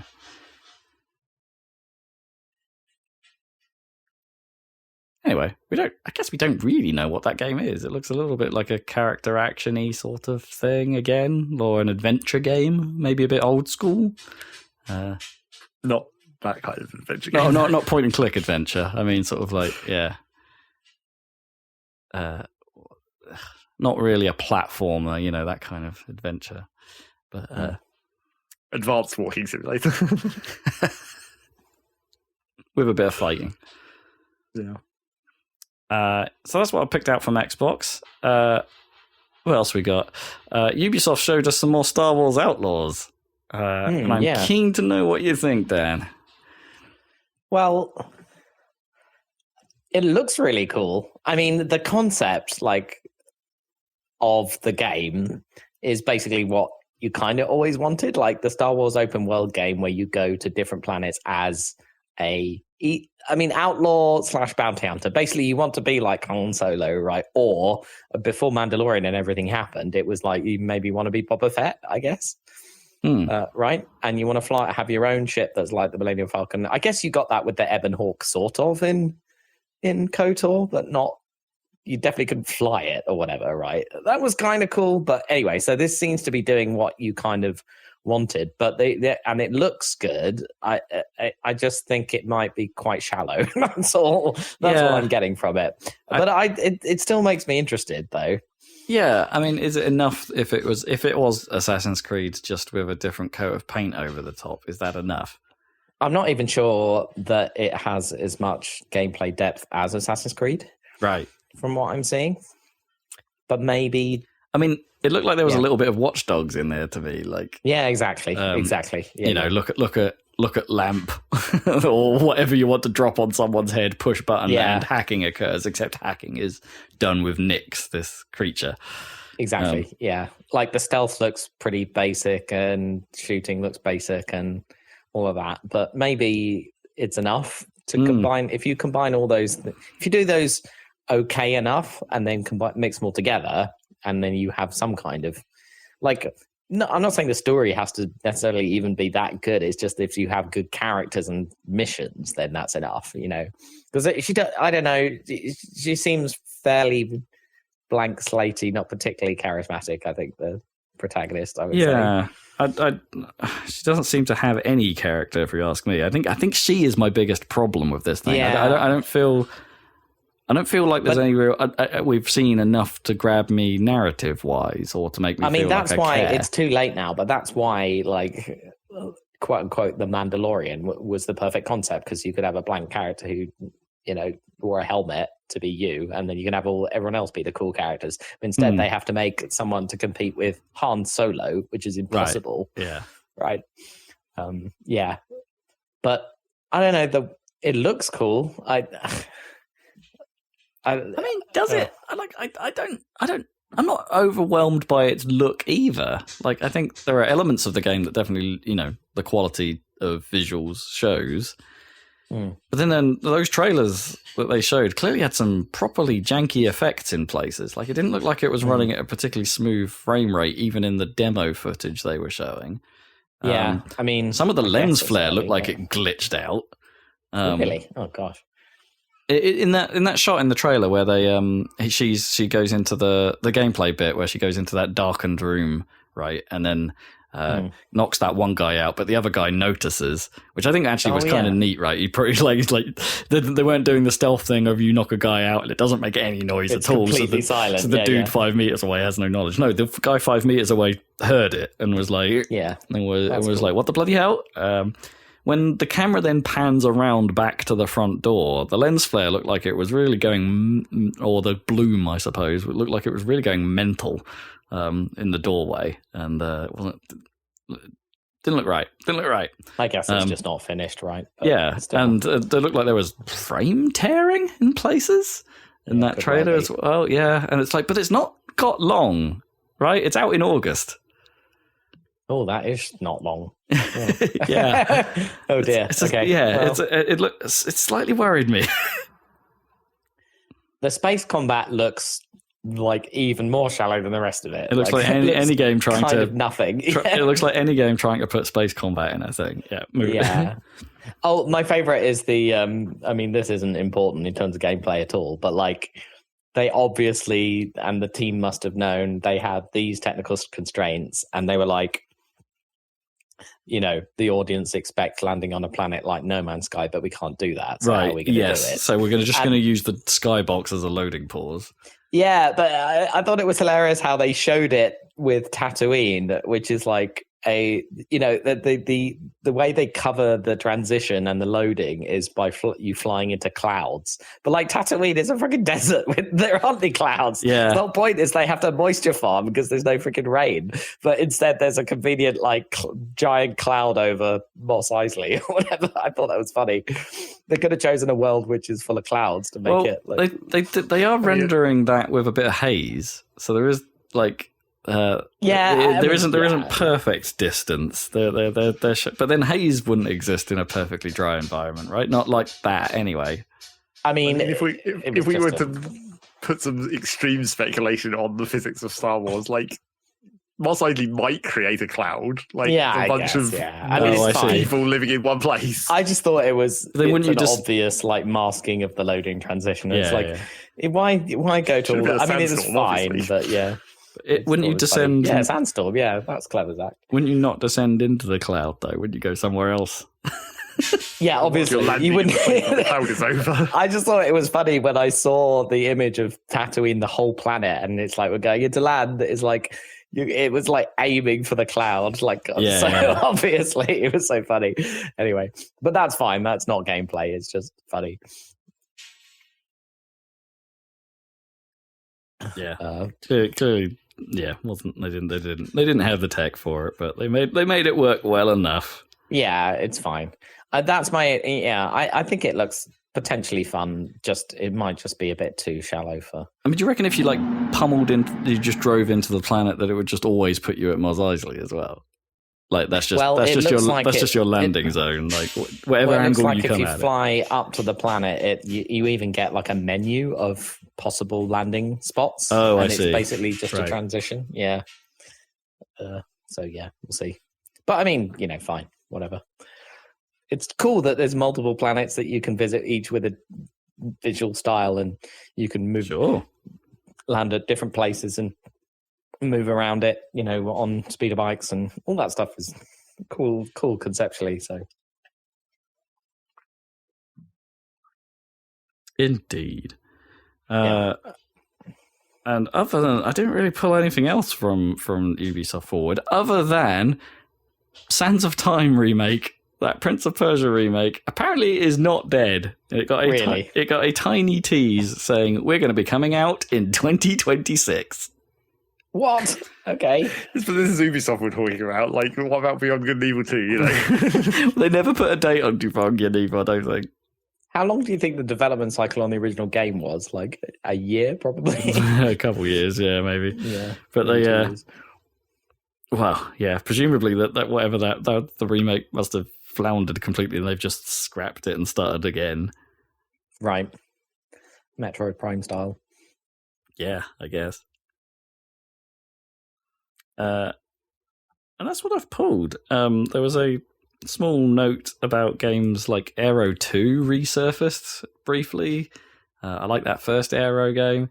Aero 2 they had an Indiegogo campaign because it will be coming out not that far away, apparently, on consoles and PC. So I might get my my musical rail shooter on. Huzzah! Nice. And speaking of very similar projects, I'm still looking at Thrasher, which is a new rhythm game made by the creator of Thumper, Rhythm Violence, as it was, and is targeting VR platforms. So that's not that far away either. But just a heads up. If you want some rhythm games, those are my picks. Oh, also Unbeatable got a proper trailer. Like, do you remember I talked about this maybe a year or two ago? They had Unbeatable did they had a free release on Steam where you can basically just play some of the rhythm game sections. What that game will be. I think they were using it as an extended beta test ultimately, but it's the actual full game is not far away, and Sony are putting out trailers with PlayStation branding on it and stuff like that. So Unbeatable might actually be coming out soon. Cool. That's all I got. You got any surprise news, Zach? Have I covered everything? Did I miss some stuff? No, I haven't. I haven't been paying attention at all. And so I've been, expecting my traditional method of the filtration of my YouTube thumbnails. But I haven't really seen anything via that either. So apparently, nothing that I would fear that YouTube thinks I would be interested in has really happened. Well, all right then. That makes this news section over. It's time for What Have You Been Playing? Zach, what have you been playing? Well, one new thing and a small amount of other stuff, but we'll start with a small amount of other stuff. I very briefly wanted to mention new season of Rocket League has started, and they did another patch, and they did another, like, randomly at this point, another random, like, interface improvement, I guess you would say. Like they did with the boost meters on your teammates' icons. But they've now made it so there's a slightly different sound effect between one of your teammates getting blown up and your teammate blowing up one of the opponents. Oh. So you can tell just by the sound who blew up without having to look at the actual names in the feed or whatever. Well, that seems like a good idea. Yeah. That's kind of nice. And also, they didn't break anything by doing that. Yay. Unlike the boost meters, which they still haven't fixed that problem. The name tags still randomly just don't show up sometimes. Great. At certain distances. So there's that. That's Rocket League. Another thing I haven't played virtually any of yet, even though I kind of want to, because the Derg patch happened. Ah. And I was busy yesterday and distracted today, so I've played the new mission one time, basically. I managed to fit one in. But yeah, the new mission with the drill elevator. It doesn't seem... It's basically, the top part is sort of similar to Egg Hunt, where you have like the drop pod room and then like the corridors that come off of it, except it's more like it's only corridors, but they're like stacked on top of each other, or maybe that was just how this specific version of this layout was laid out. But it seems like you have the drop pod room and then it's just like a bunch of corridors layered on top of each other that the crystals are hidden in. Mm. And then you go and find the crystals, and then while you're doing that, it's working on like mining mission rules. So you just get swarms every 10 minutes or whatever. Okay. And then once you find the free crystals, you call in the drill elevator, and then you get on that, and then you ride it down while the enemies attack you. But I feel like it maybe doesn't work properly yet. Maybe like they might need a patch or two to make it work slightly better, because I was finding that the enemies are crawling down the wall of the tunnel that the drill elevator is digging, and you're standing on the platform, so you have to, not get killed while this is happening. But the enemies crawling down the wall kept like, it's something in their pathfinding, because they kept like stopping and then turning away and then turning back, so they never actually sort of caught up to the platform. Oh. Like it must be something in the pathfinding where they're like momentarily losing the position that they're trying to get to or whatever. Right. Which made that whole defense thing kind of too easy, even on Hazard 4 or whatever. Because they weren't at you. And also, I think maybe it was something to do with what enemies had, like the spawn pool for that mission. Because I think I had web spitters and acid spitters, and because they typically try and stay on the ceiling above you, I don't think they are maybe properly adapted to climbing down the tunnel while the platform's going down to like keep in range. That may not be true, but that's what it seemed like anyway. I felt like once the drill elevator got to the bottom and stopped, suddenly there was a bunch of web spitters that had sort of caught up. And so right at the end, it was just like, and here's a bunch of web spitters. Right. But yeah, and then you you get the things out of the geode, and then you put on the rocket boots and fly back up and escape. Fairly, not overly complicated. Not as long as I thought it was going to be. It's not as long as like an escort mission or anything. Is that a little bit disappointing? Do you think? Like, because the Derg updates normally come in pairs. Like, sure. Just because this is the first pass, do you reckon they'll do something bigger in the second pass, right? Maybe. And I also haven't seen the other, like the actual season event or whatever, the core stones, which seems like you mine the core stone, and then like basically a rift portal opens up and a bunch of enemies spawn out of it for a while, I suppose. So that's going to be that's like the meteors or whatever. That will just be randomly occurring in whatever mission you're doing otherwise. Yeah. So I haven't seen one of them yet. Do the meteors still happen? Are they still about? Or are they reduced in frequency? I don't know whether they're gone entirely or reduced. I think you might still get the contamination spikes, but not the meteors. So it'll be like the robots, where like you occasionally still get a nemesis or whatever. Hmm. So you'll probably still occasionally see a contamination spike, but probably not the meteors, because that's more like the because I guess why would you specific event? Why would you even want to do the meteors? Is the problem now because of the presumably? Well, it's the same thing about why would you want to do the what the hell are they called? Those specific robots that gave you the cubes. No, prospectors. Right. The cubes were the season thing, weren't they? Yeah. Like the play cards were. Yeah, I think so why would you they just changed it those? so the cubes just gave you a bunch of XP, right? That's how they. Oh, okay, right. So yeah, that was the reward for doing those events out of that season. Presumably, I guess they've just done the same thing here, where it will just be another secondary, right, when the meteor lands.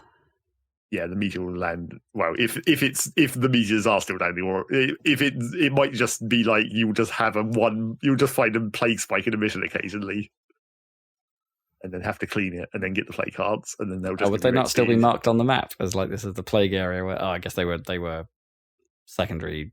They were like modifiers, weren't they, to the mission? I guess the plague spike stuff you could see. Yeah, you could see it before going in. They were a like warning modifier on the mission, but they weren't like a mission type. Yeah. So if you imagine there was just like there might be the occasional one, you could still put that in like without it being a modifier. Yeah. I don't know yet, so I haven't seen any of that. And then in this first mission, this one mission that I did, there was also a matrix overclock thing, so I got one of the new overclocks as well immediately. So I can see at least one of them, which was the weird new overclock for the smart rifle that makes it less smart but more smart, I guess. It makes it so that it locks on basically instantly, but you can only get 2 locks, and as soon as it locks something, it just fires. You sort of just hold down the mouse button, and then if there's anything in the vicinity, it just fires at it. Okay, that's kind of weird. So you could just be wandering around the cave, like not minding your own business, and suddenly a gun just goes. Well, I mean, you do have to hold the button, look at it, I guess. Yeah. It has to be inside the reticle. So I wonder if that's incredibly helpful for cave leechers or something. You just stare. The smart rifle is already super helpful for cave leechers. Right. You just whenever you go into the room, you just point it vaguely at the ceiling and see if it locks onto anything. But yeah, I don't know about. I wasn't entirely sure how to make a build for that yet. I need to experiment with it a bit more because it's like I don't know. That overclock almost seems like they didn't fully think it through or plan ahead, because like the fact that overclock reduces your maximum number of locks to 2 because it does it almost instantly. So I'm not sure it even gets to 2. It seems like it just fires as soon as it gets 1. Right. But it's hard to tell because the lock on is almost instant. So you can't even really tell that it's locking on. But then, like, on the 5th tier of the upgrades of the smart rifle, there's one of the upgrades has a condition where it only triggers if you lock something 3 times. So that's like, that skill is completely incompatible with this overlock. Well, unless it just means the overclock takes 3 times longer to shoot. No, because it's counting the number of locks that triggers the thing. It's like if you put 3 locks on a target, then it gets like electrified or whatever when you fire is the normal upgrade. Right, yeah, because it can't possibly do that Get skill. to 3 locks. Yeah. So I don't know. That seems weird that they kind of didn't think of that, I guess. Or maybe they did, and maybe it's just like, well, pick something else. Well, sure. But then again, like I would say, like, yes, if they're assuming people are smart, but also there's the randomizer beer, so you could potentially randomize into that build and have it be completely useless. Yeah, but that's still quite funny. Yeah, I don't know. Yeah, and then I looked at like the new unlock trees and all that stuff. And it's like, yeah, okay. I don't think this season is super good for how cool the unlocks are. I might be more interested in like the new stuff they've added to the regular loot pools. Oh, and also apparently they may have fixed that bug that I had where the game thinks I'd already unlocked everything by hand. Oh, okay. Because that might not have actually been a like user-specific bug. That might have been a global thing where they accidentally removed those weapon sets out of the loot pool during one of the previous updates. Oh, right. So no one could get them. Mistake. And it was just because I had some of them. The game, I still had those, but the game didn't know that I didn't have all of them because the other ones didn't exist. Basically. Gotcha. So yeah, I'll probably play more of that, presumably. Start the season 5 grind. Got to get through the assignment for the drill elevator training, and then presumably the second half of the season assignment, because they usually do 2 halves to it, and then the assignment to unlock Hazard 5 Plus. Not that I really ever play on Hazard 5 that much. 5 Plus. I still haven't unlocked 5. I've just never done that assignment. Yeah, I've never done that. It's like there's always been some other assignment I've wanted more. Yes. Because if we wanted to play Hazard 5, I just host, and then we could just do it. Well, true. And then we die extremely badly. Well, maybe. I don't think it would actually be that difficult. From my experiences of playing Hazard 5 solo, I'm like, I think we could probably handle some of these mission types in Hazard 5. Okay. So that's Dirk. And then the new thing I played, which is the only other thing apart from Vintage Story, of course, that's still been going on. I don't think I've got anything else to say about that, really. But the new thing that I played was I played Chantsanity. Oh, right, yes, I saw you were playing that. It pinged on my Xbox. Yes, it pinged on the Xbox. There's some kind of weird... It's just some Windows 11 not working correctly bullshit, but like sometimes the Xbox app properly initializes, I guess, when I'm playing a Game Pass game, because when I was playing that, it wasn't popping the achievements, it wasn't making any sounds or showing any overlay stuff. But then when I later launched the Xbox app separately, it's like, oh, I did get the achievements for it. I just didn't know at the time, right? Wasn't so is this overlay or whatever wasn't working correctly? Is this the game that's about language? Yeah, essentially, you're trying to figure out language-based puzzles, kind of thing. Yes, it's basically it's a point-and-click adventure, and then language. Those are the two things. It's point-and-click because you can play it with a controller as well, but you can just like point and click to move yourself around, and then obviously you're clicking on everything you're interacting with. Sure. So it has that very kind of traditional feeling point-and-click stuff. But then obviously most of what you're interacting with is like looking at a phrase and then trying to work out what it says. Why do we call them point and click adventures? Like was the mouse but was the mouse such a big thing? Now it'd just be like, well, it's mouse driven. You use a mouse. Duh. Kind of thing. It was because do we have to say point and click still? Well, it's because at the time point and click was like new, right? Yeah, it was an interface that you were pointing and clicking on. That was like the very earliest mouse-driven games. Always, it's like saying FPSs before they were mouse. Is that as opposed to like the multi-user dungeon things or whatever, or the ones where you type in like possible exits on North, South, and Dennis? Right. Yeah. That's why they specified that. Was there ever a word for FPSs before mouse look? I think they were still FPSs or Doom clones. Yeah, because it doesn't really Doom clones. It doesn't really translate the same way as point and click does to like tell you how the game functions. No, it's how the game looks in that case. Yeah. But anyway, so you're going around trying to solve the language puzzles by. It's not as complicated as like Tunic, obviously, because the Tunic thing is kind of optional. So it can be more complicated, where it's just like Tunic is just like it's an actual language essentially. and you figure it out purely by figuring it out. Whereas in this game, it's much more like you see a thing and then the word is written next to it, kind of. Not always, but that kind of concept. And then it also has the like.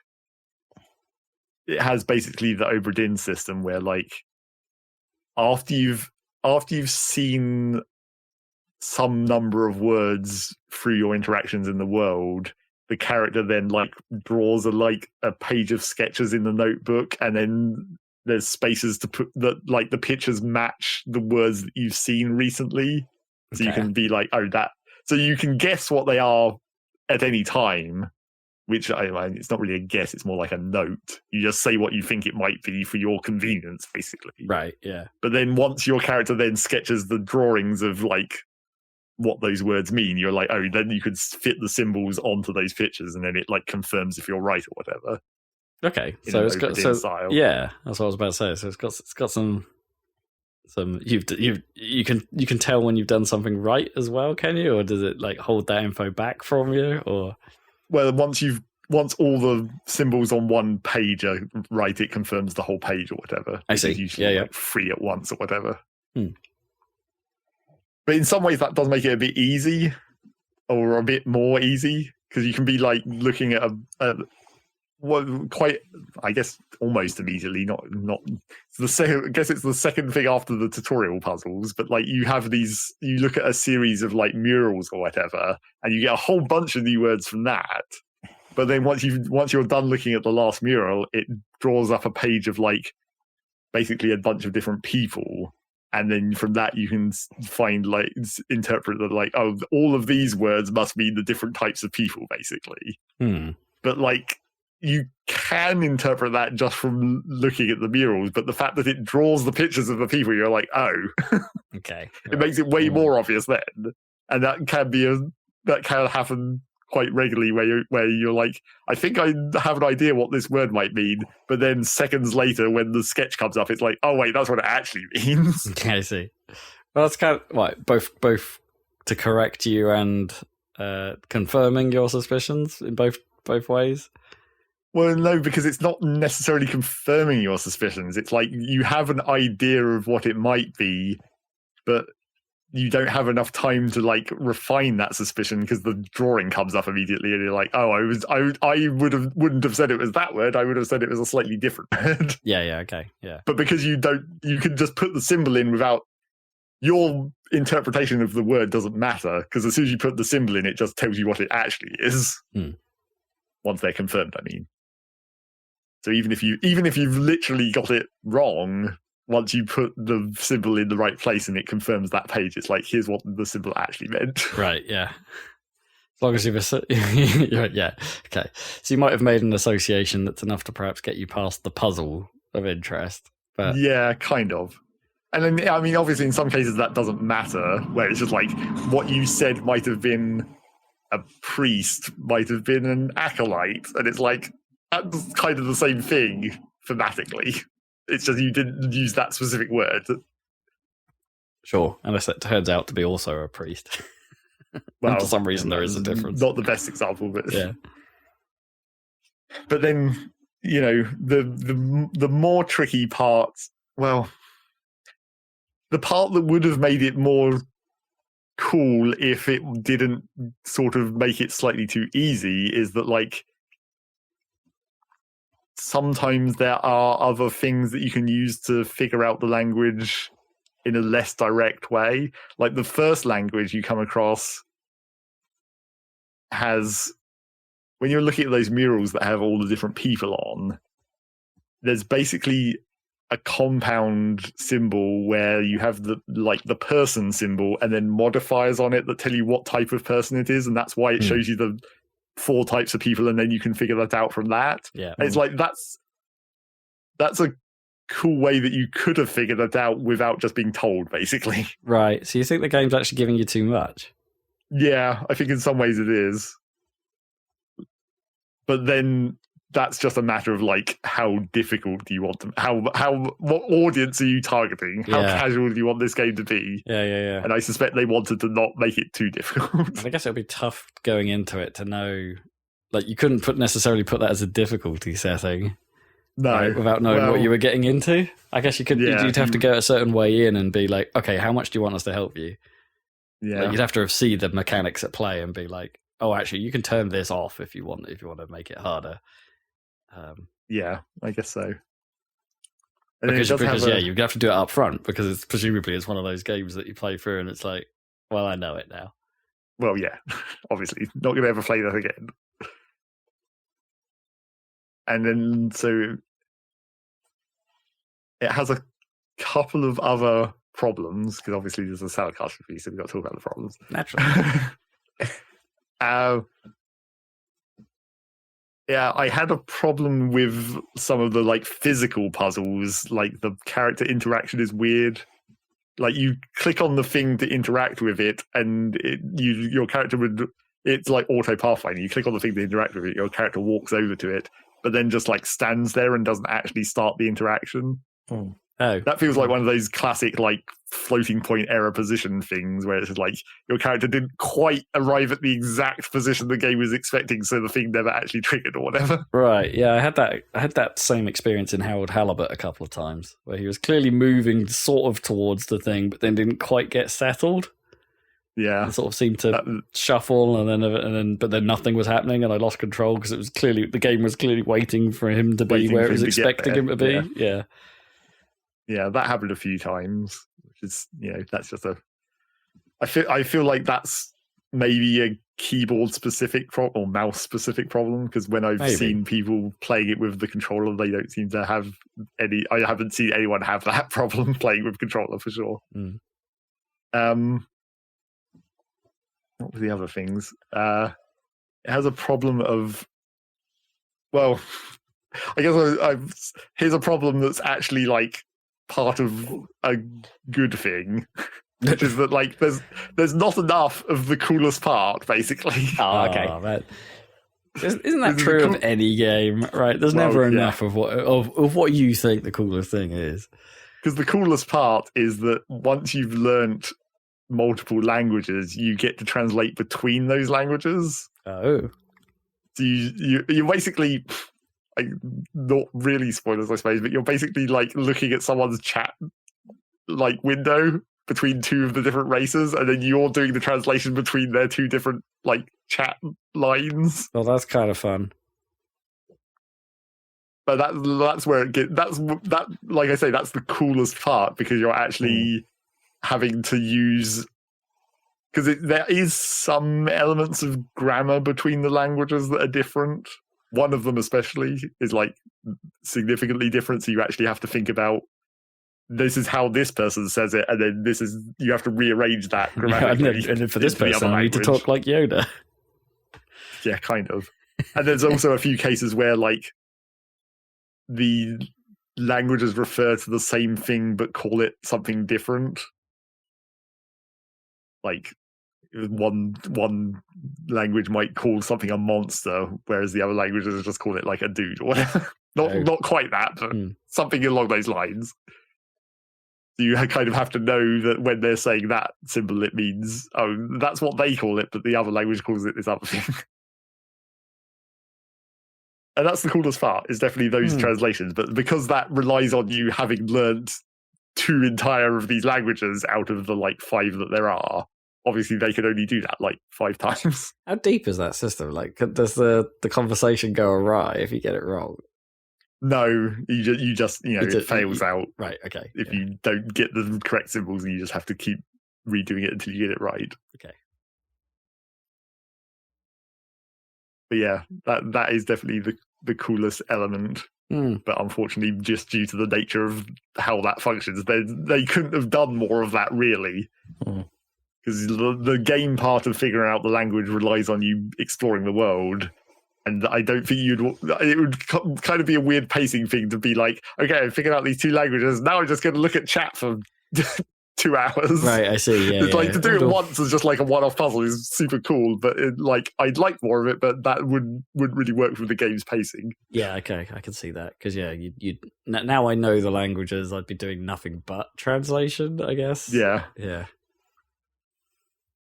Oh, and I guess the other problem I was trying to think of is it has like stealth sections, which are just kind of naff.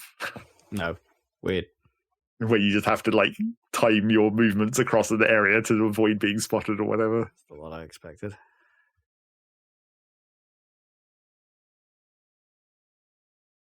Slightly out of place.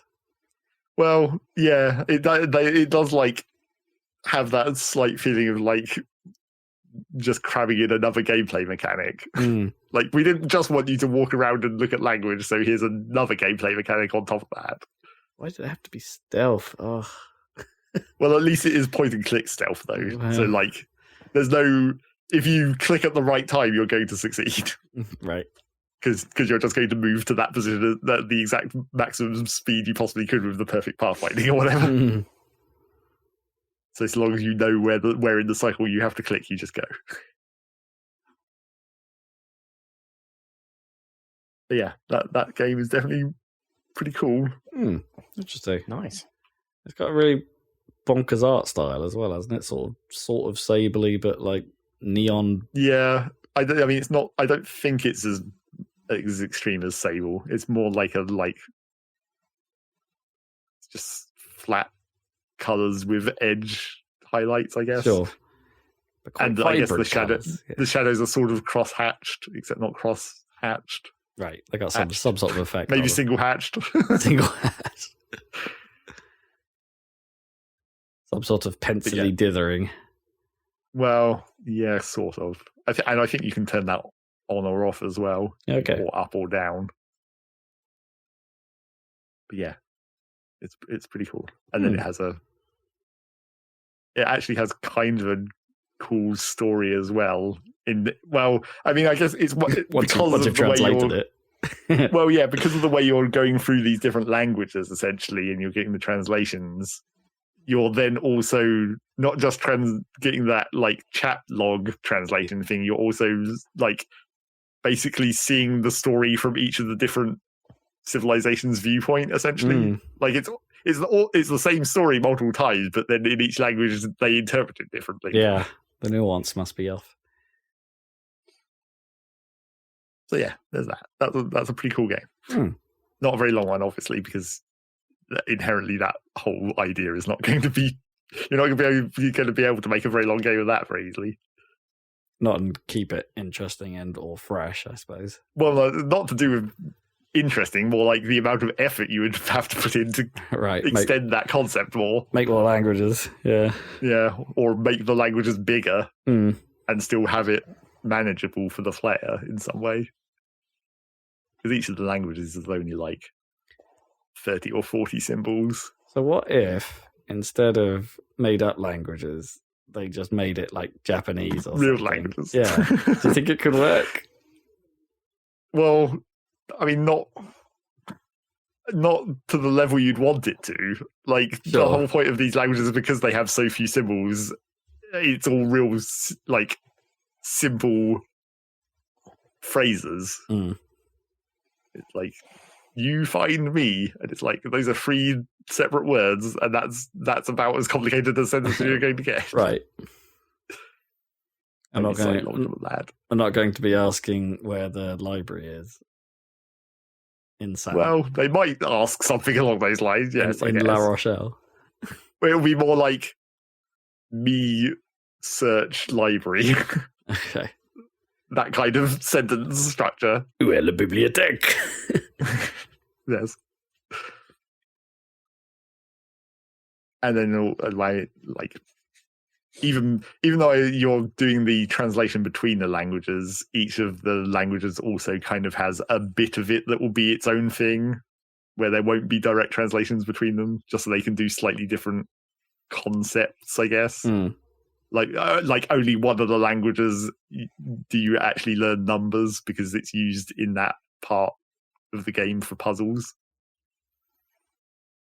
Yeah, so I mean, a lot of fake game languages often do that anyway, don't they? Isn't it? Or film or literature, where they'll translate it into English most of the time, but then there'll be some greeting or some saying, right, that they then say in a word that doesn't exist.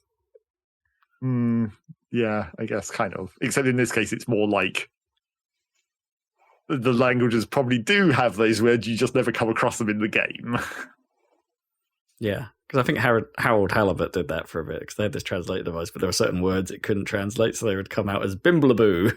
You've got good bimblaboo. Strong bimblaboo. Strong. Yeah. That's what we call fluggaluggaluggle. That's number one. Das ist number bang. That was it. That's all I played. Cool. Rob, what about you? Well, let's stay on the puzzle tip, shall we? Because I started playing Humanity. Right. Which was it was the next game out of Enhance, who are the studio behind Res Infinite and Tetris Effect. So they this last year or the year before, I think, came out on PlayStation, and it's kind of, the way to think about it is it's a little bit like Choo Choo Rocket, but with a lot of dudes instead of little mice. I would have said like lemmings, right? Yeah, it's in that same vein. Yeah. So it's not really like either, although it has moments where it leans more towards one and then the other. It kind of does both. So yeah, it's a puzzle game where you're trying, at its core, you're trying to direct people to a place. Same with Lemmings, same with Choo Choo Rocket. And the way you do that is by being a little Shiba Inu dog who is entirely white and like made of light, I guess. And you walk around, you literally walk around the landscape, and you put tiles on the floor to say, go this way. That's the Choo Choo Rocket like thing. You don't, unlike Lemmings, you don't do the thing where you're explicitly telling people. Yeah, you're telling, hey Lemming, this is your job now. You're not doing that. At least not yet. I have a theory that might happen at some point in the game. I'm about halfway through, just to point that out. And like every time you go to a new area, they introduce new concepts, or the style of the game changes a little bit. So at first, what you're doing is you're doing that sort of Choo Choo Rocket thing, and much like the Choo Choo Rocket multiplayer, you're more worried about the flow of people than you are the individuals. It's not like get certain number of people to this goal. No, you're trying to get a constant flow of people to the goal. The goals don't say you've succeeded until they've had a steady stream of people for a certain period of time, and then they will fill up, and then they'll say it's good. So you're That's more kind of like in Infinifactory or whatever, where you have to reach the production target to prove that your thing can complete the cycle multiple times. Yeah, kinda. So it's but again, that's not always constant. Like it's you can game it a little bit. It only needs the stream for a certain period of time, and that period of time isn't very long. So you can sort of, as long as you have like a nice wad of people heading towards it at one point, that will fill up and it will succeed well enough. If you see what I mean? Because the level plays out in real time at first. I should point out at first. So like the stream of people will come out their door, and you're walking around the level directing them in real time. So that means you can do some tricks like separate some people off from the group, because you might need to get a whole bunch of people unfortunately trapped in an infinite loop, so they don't leave a switch or something that people need to be standing on. So you might trap them on this endless cycle of switchiness. So this switch now gets, and then you direct the rest of the stream to where they need to go.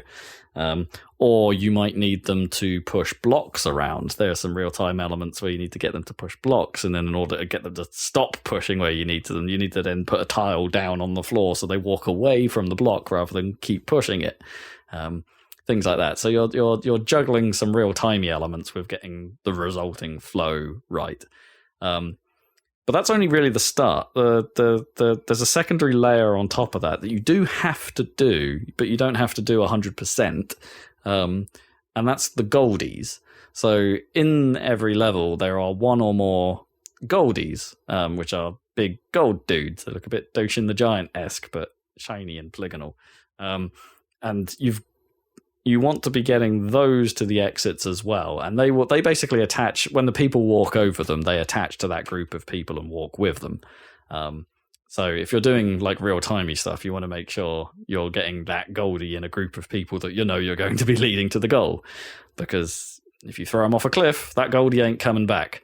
Unlike the people who spawn infinitely out of the doors, generally, the Goldies won't come back. So that's like the one time where you start to go, okay, I'm going to have to actually start retrying things because I need these guys to get there. And then you get the blocks later, and then you realize, oh, if I put the block in a stupid place, I'm going to need to retry, blah, and it starts becoming a bit like that. And then the rules change, and you get to a point where you get to a level where, oh, actually, this doesn't run in real time. You've got to put all the blocks down before you hit go, and then let it play out like Choo Choo Rocket Puzzle Mode.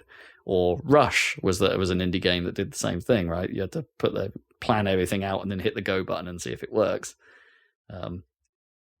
So it turns into that for a bit. And then you start, so I'm at the point where it's introduced the others, which are like an enemy stream. So there will be another group of people walking around who are also trying to nick the Goldies. And they have a planned out set of instructions on the board already that you can only see when you go into like the sort of pause state, and then you can look around and you can see, oh, okay, I can see where these guys are potentially going. And so the challenge there is get the Goldie before they do, or make sure you don't lead your guys into an other people stream because they'll steal it from you and then you can't claim it. And so I'm about to say, I think when since the others have been introduced, that's probably my least favorite mechanic so far. But it is nice that it keeps mixing it up. You never really get into a flow for too long before they go, right, now we're doing this. Like, it's not just turns you might be putting down on the ground. You might be putting jumps on the ground so they can get up a few blocks higher, or floats that make them so they will fall safely a greater distance, or high jumps and long jumps and branches so you can split the flow of people up. All fairly simple stuff, really, but it does lead to some real head scratches because, yeah, I wouldn't say that it's been crazy difficult so far, but I guess it's the nature of puzzle games where occasionally you hit one that you just really stumps you for ages. You hit it and you just go, well, how am I supposed to do this? There was one in particular that really had me thrown for ages because it required a specific real-timey trick. Essentially, had to move something in a certain way with people on top of it and get those people to a certain point in order to pick up a Goldie in a really awkward place. There wasn't a way you could do it without a real-time element to it. And that was that threw me for a while because it was kind of the first time I'd been forced to do that in order if I wanted to 100% the levels, which I have been so far. I've been going through getting every single Goldie on the way. I haven't left any behind yet. And it's kind of neat. It's a nice. Surprisingly, it's kind of a nice game to play at the end of a day, even though you think like something taxing on the brain might actually be a bad idea. I'm actually kind of liking doing it as like the last thing I do. Oh, cool. I'll play. That's kind of nice. Yeah. I do kind of have to turn it down though, because the music is not going to be to everyone's taste. It is hugely repetitive. Like it tends to do that sort of like there'll be one like chord progression or one note progression that then just repeats endlessly, and then it's a load of polyrhythms on top, and then it sort of the polyrhythms will fade in and then fade out, and then it doesn't really the core of that music doesn't really change. And if you're stuck on a problem, for instance, you might have that theme just going for a very long time. Like there was one level I was struggling with the other day, whose basically underlying theme the song is called Reverse, and it basically sounds like a reversing beep from a lorry. Like so it's just going burp burp burp burp burp burp, and then some polyrhythms float in on the back. But all the time there's this burp burp burp This doesn't sound ideal. Underneath. Yeah, I don't know. The it's kind of interesting, but it's but for the most part, I think the music might get on people's nerves if you're spending too much time. And it's an absolute godsend where one of the perks you unlock eventually. Getting all the goldies is helpful because it means you unlock the perks quicker. And one of the perks you get, it lets you pick the music before you start a stage. So if you're in a particular run of stages, they might all have the same default music, but then you can just be like, no, I've heard that reversing beat for too long. Move on, Okay, pick something else. Yeah, please. Doesn't let you do that mid level, which I think I would find less annoying. Like, or if there was a way of it just like moving to different tracks more naturally, I suppose, like a playlist, then I think I might accept that a bit more. But yeah, I think it's pretty good. It's pretty good. It's hard to find the negatives on it, other than sort of like the difficulty spikes, and it did get a little framey on a couple of occasions, but it is presenting itself in full 4K, and there can be an awful lot of people on screen. How well modeled are their teeth? Oh, they don't. They do not have teeth. Well, there you go. I don't think they have hands. You know, I don't think they've modeled them that far. Like they're very low poly, and that's good. You can even make them lower poly if you want. You want one of the things you can unlock are different people models, and you unlock one that just basically turns them into like dominoes. Which actually looks really cool. I don't know. Just lower poly than I was thinking. I was thinking Mario N64 hat. Right. Odyssey. Yeah.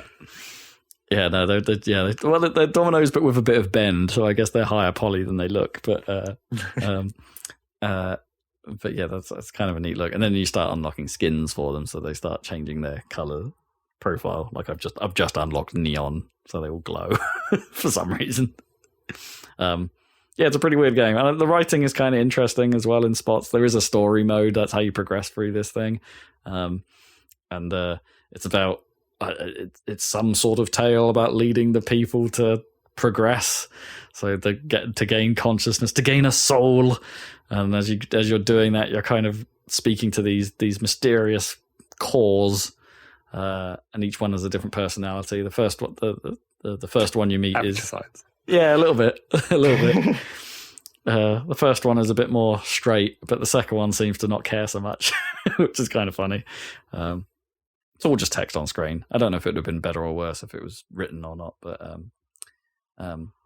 yeah, I think the game's only real sort of problem so far has been, I think, when they introduce some of the puzzles, especially the ones with the others, it's a little bit unclear what you're getting into until it happens. So like it's got that trial and error thing a couple of times because it took me a few attempts to realize it's like, oh, when I get here, that triggers these people to come here. Oh, and these people are going to move in that way. But I didn't realize I could go to the pause menu to see where the people were going to go. Where the others were going to go. It wasn't 100% clear, and I think those levels also have kind of a couple of those levels have like hidden triggers that don't normally happen. Like so, the others stream only begins when you reach a certain part of the level. So it became that was not hugely frustrating. That was a very short level, so it didn't take long to do it again. But yeah, just little things like that. Otherwise, pretty solid package. It's exactly what it says on the tin. It's one of those. It's an evolution of the Choo Choo Rocket Lemmings Rush formula. I mean, are people familiar with Choo Choo Rocket? It's a Dreamcast game. Yeah, I mean, I guess not. I'm trying to think of another equivalent to that. Put tiles on the ground to tell where to define the direction things go on when they touch them. Pipe Dream. Well, Pipe Dream's more about like actually changing the pipes, right? But it's still like making a thing go a direction with a flow. Like yeah, it's kind of thing. There's a. Well, it's not quite the same, but there's a board game called Robo Rally that's kind of. It's not really the same. That's more like programming. God, do you remember Logo? Yep. Yeah. Oh, yep. More like that. Robo Rally. I don't understand why they use that as an introduction to programming. I sort of understand. Kind of like basic, right? Yeah, and it's visual, which helps. Yeah, I guess it's visual. Yeah. It's like make a frog. Okay. It is weird to think that was like. I think at the time, I don't think I really understood that was programming. Well, I know. But it was like imperative, right? Go do this, then turn, then do this. Sure, but you could write loops. Right, yeah. And make spirographs out of it. And okay, well, maybe it does make sense. I just like we didn't understand it was programming because probably no one ever said the word programming at that time. Like it wasn't a thing that was like a concept that you would teach at school as like a separate thing. No, not in that era anyway. I suppose now it's more explicit, right? They actually do have computer science as a thing you can do pretty early on, actually. But, which is great. Because Lord knows we need more programmers before AI kill us all. What to fight back? Yeah, absolutely. Yeah. Hands on the keyboard. It needs to be like that NCIS scene, right? Yeah, two sets of hands on the same keyboard. Still the best clip ever. So I've been playing a bit of that. I carried on playing G-Police. So that game's pretty good. I'm having a good time with it. Like, sure, it's. But the technology of the time like limits it, and it being on PlayStation limits it quite a bit. Yeah, it's highly framey at times. Maybe you should try and find the PC version and see what that takes to run. Oh yeah, see if I can get it running. I've got one of your joysticks, haven't I? So I could. Oh, sweet!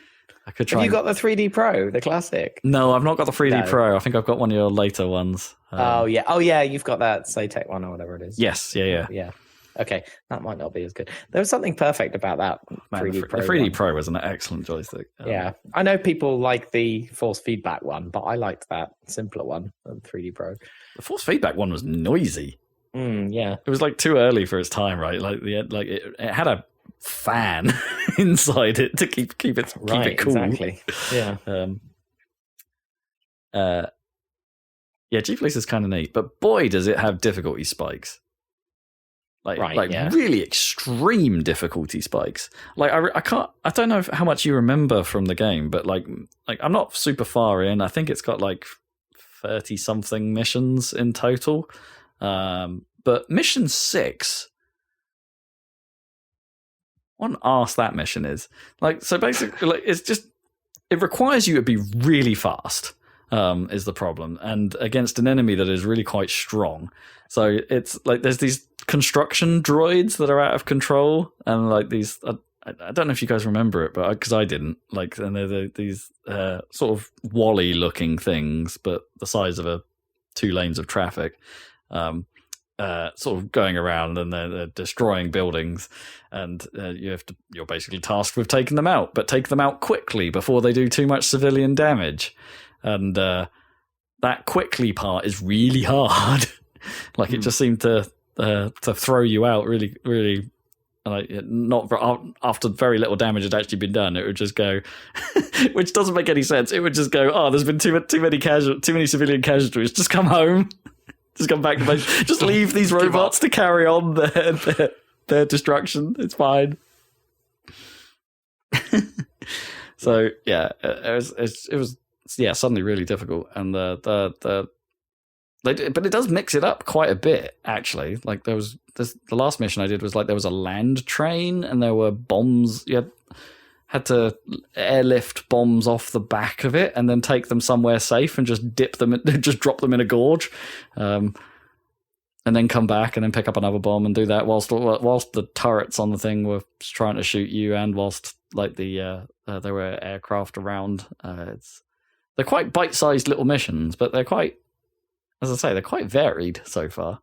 I'm up to about 10 or 11 or something like that. Pretty good. But it's it's a neat little game. That thing's on 2 discs on PlayStation as well, so I'm wondering. Really? So it's like when does the second disc come into play? Amazing. G-Police is neat. So there's been that, and also the only other thing I've really been playing is I started Klonoa 2, because I think I'd finished Klonoa 1 last time we talked. So yeah, I started the second one. That is much the same, as far as I can tell, as Klonoa 1. Very, very similar platform 2D. It's a 2D platformer, but with some 3D elements thrown in. They're a little more ambitious this time round because there's some 3D sections now. Like there's like a hoverboard area, really. So you're moving into the screen intentionally, and some chase sequences, and the general environment detail is up, and the ambition, the narrative is stronger. It's just, I guess, what you'd expect from the first sequel to a game. Right. Not breaking the mold too much, but definitely improving on what was there before. It feels more lenient with hitboxing and stuff like that, so I've never really cursed the game as much as I did the first one so far. My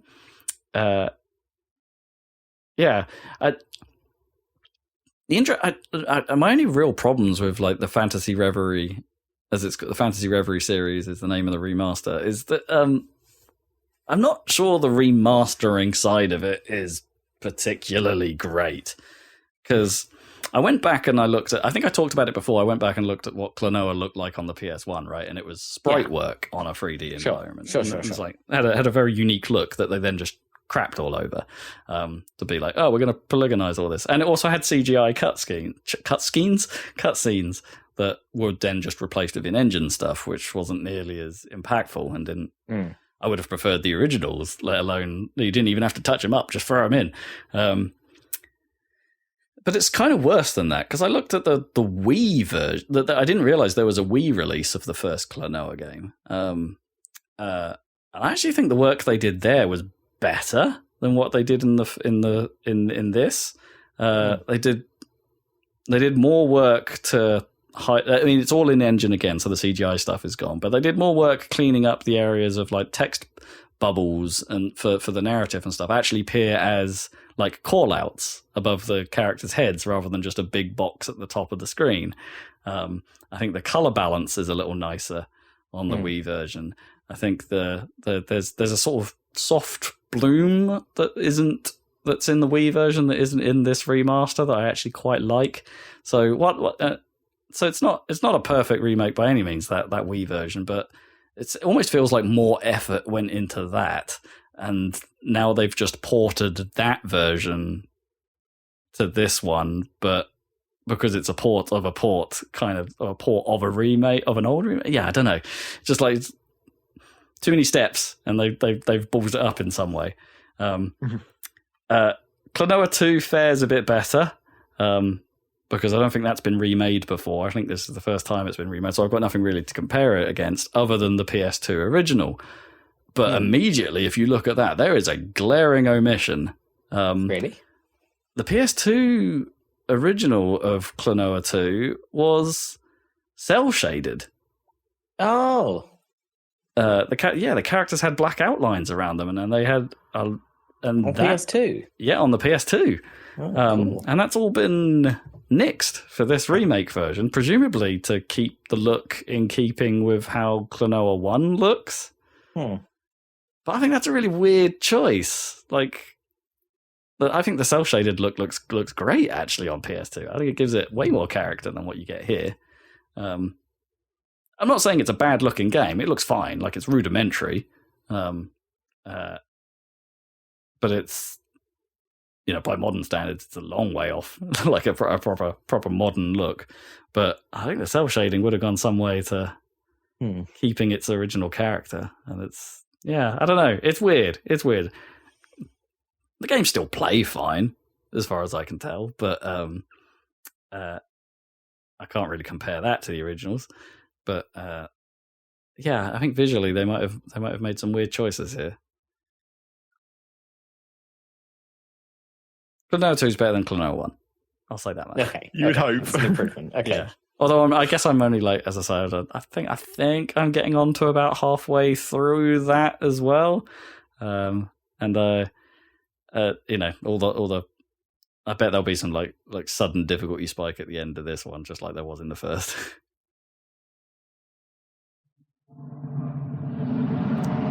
And I think that's all I've got, other than playing the game of, oh god, I hope my hands heal soon. Oh no! Because we didn't talk about it. I just realised we didn't talk about this on the podcast. From your karting? Yeah, I went go-karting last weekend, and it's ruined me.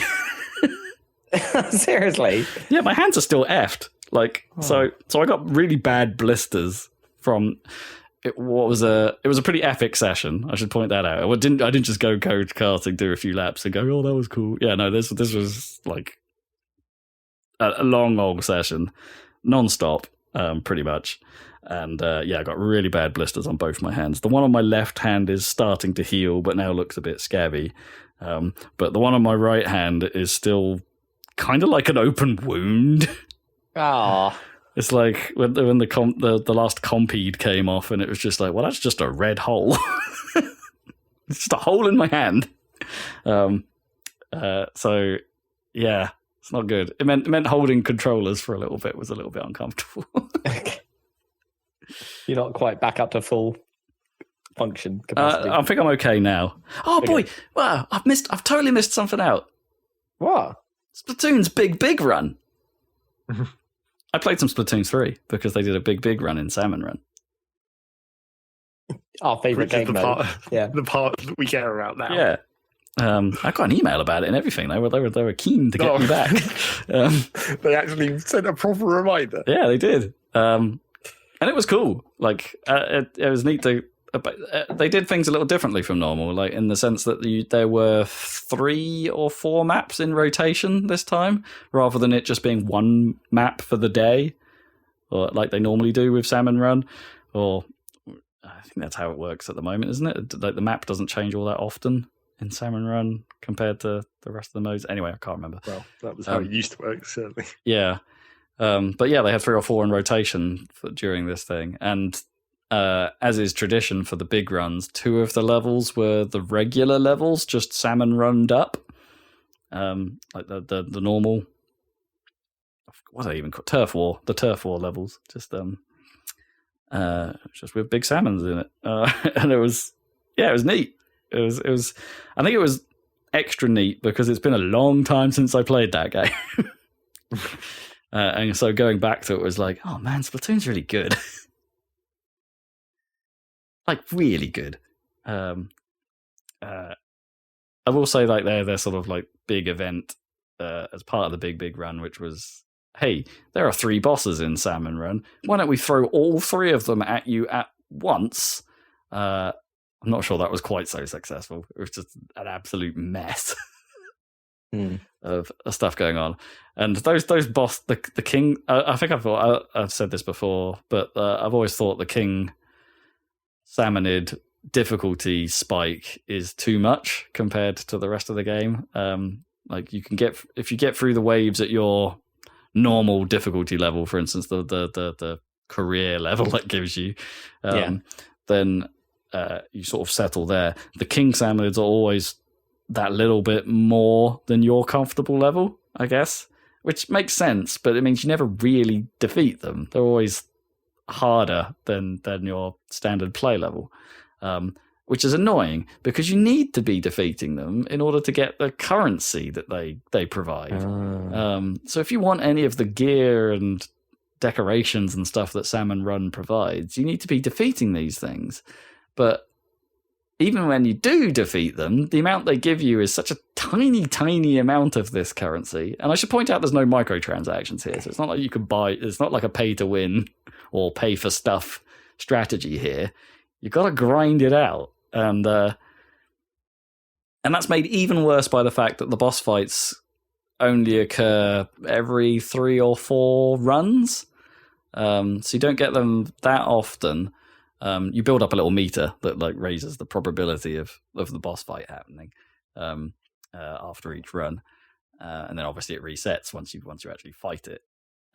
You only get one chance, and then the meter resets again, and then you got to play a few runs, and then you got to do a run where you're going to get it, which means you've got to succeed the run in the first place, which doesn't always happen, depending on what lemons you've got in the team. Well, this sounds like a I don't know if this is something that is as prevalent in Nintendo's ecosystem, but it sounds like a perfect breeding ground for like deliberately failing. Like, if the bosses are harder than your typical level, then in all the missions where you don't have the boss meter full, you would deliberately try and fail to bring your level down. So when you get the boss fight, it'd be easier. I think you can opt to lower your level. I think they've added that as a thing now. You can get a demotion whenever you want. So I could do that. I could get promoted, so I get the higher, which is, you get a higher earning rate, right? If you're like you get the points for the little capsules quicker when you're playing at the higher difficulties. But then. And then when my boss meter fills up, I guess I demote myself down to lower levels. But then I don't think that balances out, right? Because then I'll just have easy runs for a while whilst I get my career level back up, and then I'll demote back down to try and do. I don't know. I don't think it. Well, it doesn't feel like it quite works. I mean, it wouldn't like that way wouldn't be quick enough. But like I was imagining that like if you wanted to try the optimal way to do it at your level would still be to fail the in-between missions, even though it wouldn't be like an entire difficulty jump. It would still be like a subtle. Well, you don't lose every failure either. You don't lose your demotion, your career points every failure. Sometimes it will go, no, it's fine, and just leave you where you were. So I don't know quite how that system is based. Maybe if it's a wave 1 failure, then you'll lose or something. But some kind of detection of how bad people were doing. Yeah. But yeah, that kind of system, it's the same reason that you would get like Smurfs in Rocket League or whatever, where it's just like sure, you need to manage your difficulty level, except you're not meant to manage your difficulty level because it's supposed to be skill-based matchmaking or whatever. Yeah, exactly. It's just that the inherent way the game tries to make things more or less difficult implies that you should cheese it. Yeah, and I like playing Salmon Run for Salmon Run, right? Like I like playing it because the actual game is good, and I like playing it at my difficulty level. So it's having to compromise that. The whole point of the promotion demotion thing was that it was like it will settle at your difficulty level. It's like skill-based matchmaking, except against PvE. Yeah, 100% is that. I think the intent for the demotion wasn't to solve this problem. I think the intent for the fact that you could opt into demotion was to allow you to lower the difficulty if you were playing with friends. Yeah. But then you'd have to your levels. You'd have it's like anti-smurfing in that case. Kinda. You do still have to then earn your way back up again, but at least there's a way to do that.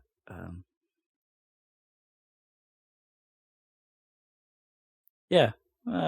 Anyway, that was all I played. I didn't get involved in anything else. I just played Salmon Run, and it reminded me that DLC is out. Right, yeah, the roguelite DLC. Yeah, it's £22, which I think might be a bit steep for Nintendo tax. Nintendo DLC. Yeah, but yeah, I'm tempted. Their last DLC efforts have been good in Splatoon, so.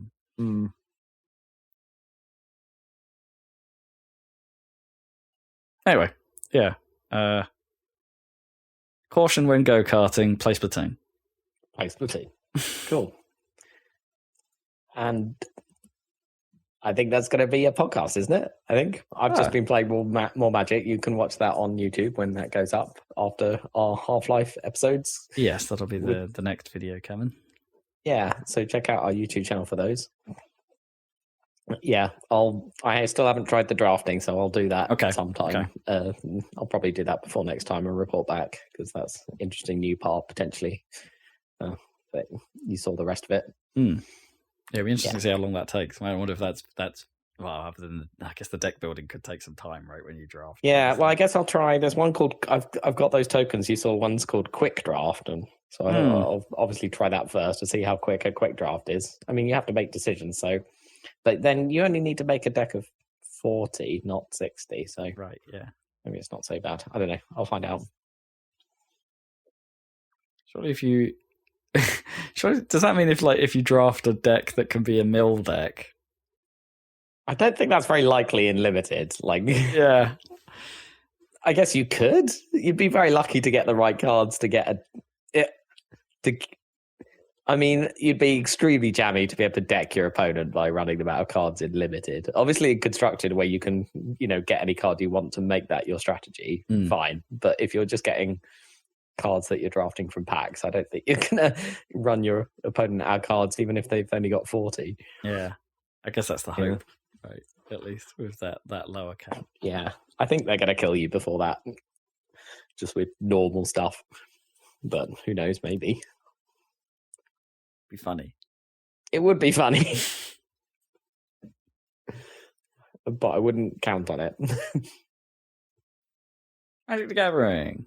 Yeah. There's some new, I am not quite enough into it to understand the bullshit or whatever. I think they've released a new set and it's came with updates to the game. And it looks like there's another. There's already 2 currencies in there. And this update seems to come with another currency, and I just looked very briefly on Reddit, and everyone's like, "Lol, this is stupid. Just ignore it because it's bad value." Okay. Because it already had gold and gems, and now it's like, "Oh, you're earning tickets," and it's like you look into it a little bit. It's like, yeah, but if you have enough tickets to get something, you still have to pay gems on it. So what's the freaking point? I don't know. Weird. Some stupidity. So everyone in the community, as far as I can tell so far, is like, just ignore this and hope they learn their lesson that this is a stupid idea. What would they even be for? I don't quite understand. Get any other way, or all I did was I was playing as normal, and I noticed I was earning tickets in addition to gold. Yeah, it's like, what the fuck is this for? I don't know. Anyway, I'm trying to remember what it was, but there was. Oh, maybe it's F-Zero. I'm thinking F-Zero 99. Maybe that's what I'm thinking of, because they had a system where you had to play the.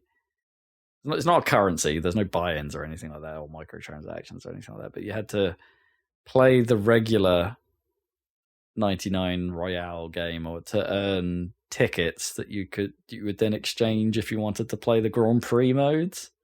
Right. I don't know why. I don't know why it made you do that. It was just another layer for some reason, but. I don't know. It's all just variations on Battle Pass and stuff, trying to get people. Kind of. But it seemed especially pointless in F-Zero 99. Yeah. I don't know. Anyway, I will report back. Cool. Well, thanks for joining us, listeners. Catch our YouTube channel, and we'll be back with one of these podcasts in a couple of weeks. So we'll catch you then. Woo! Goodbye.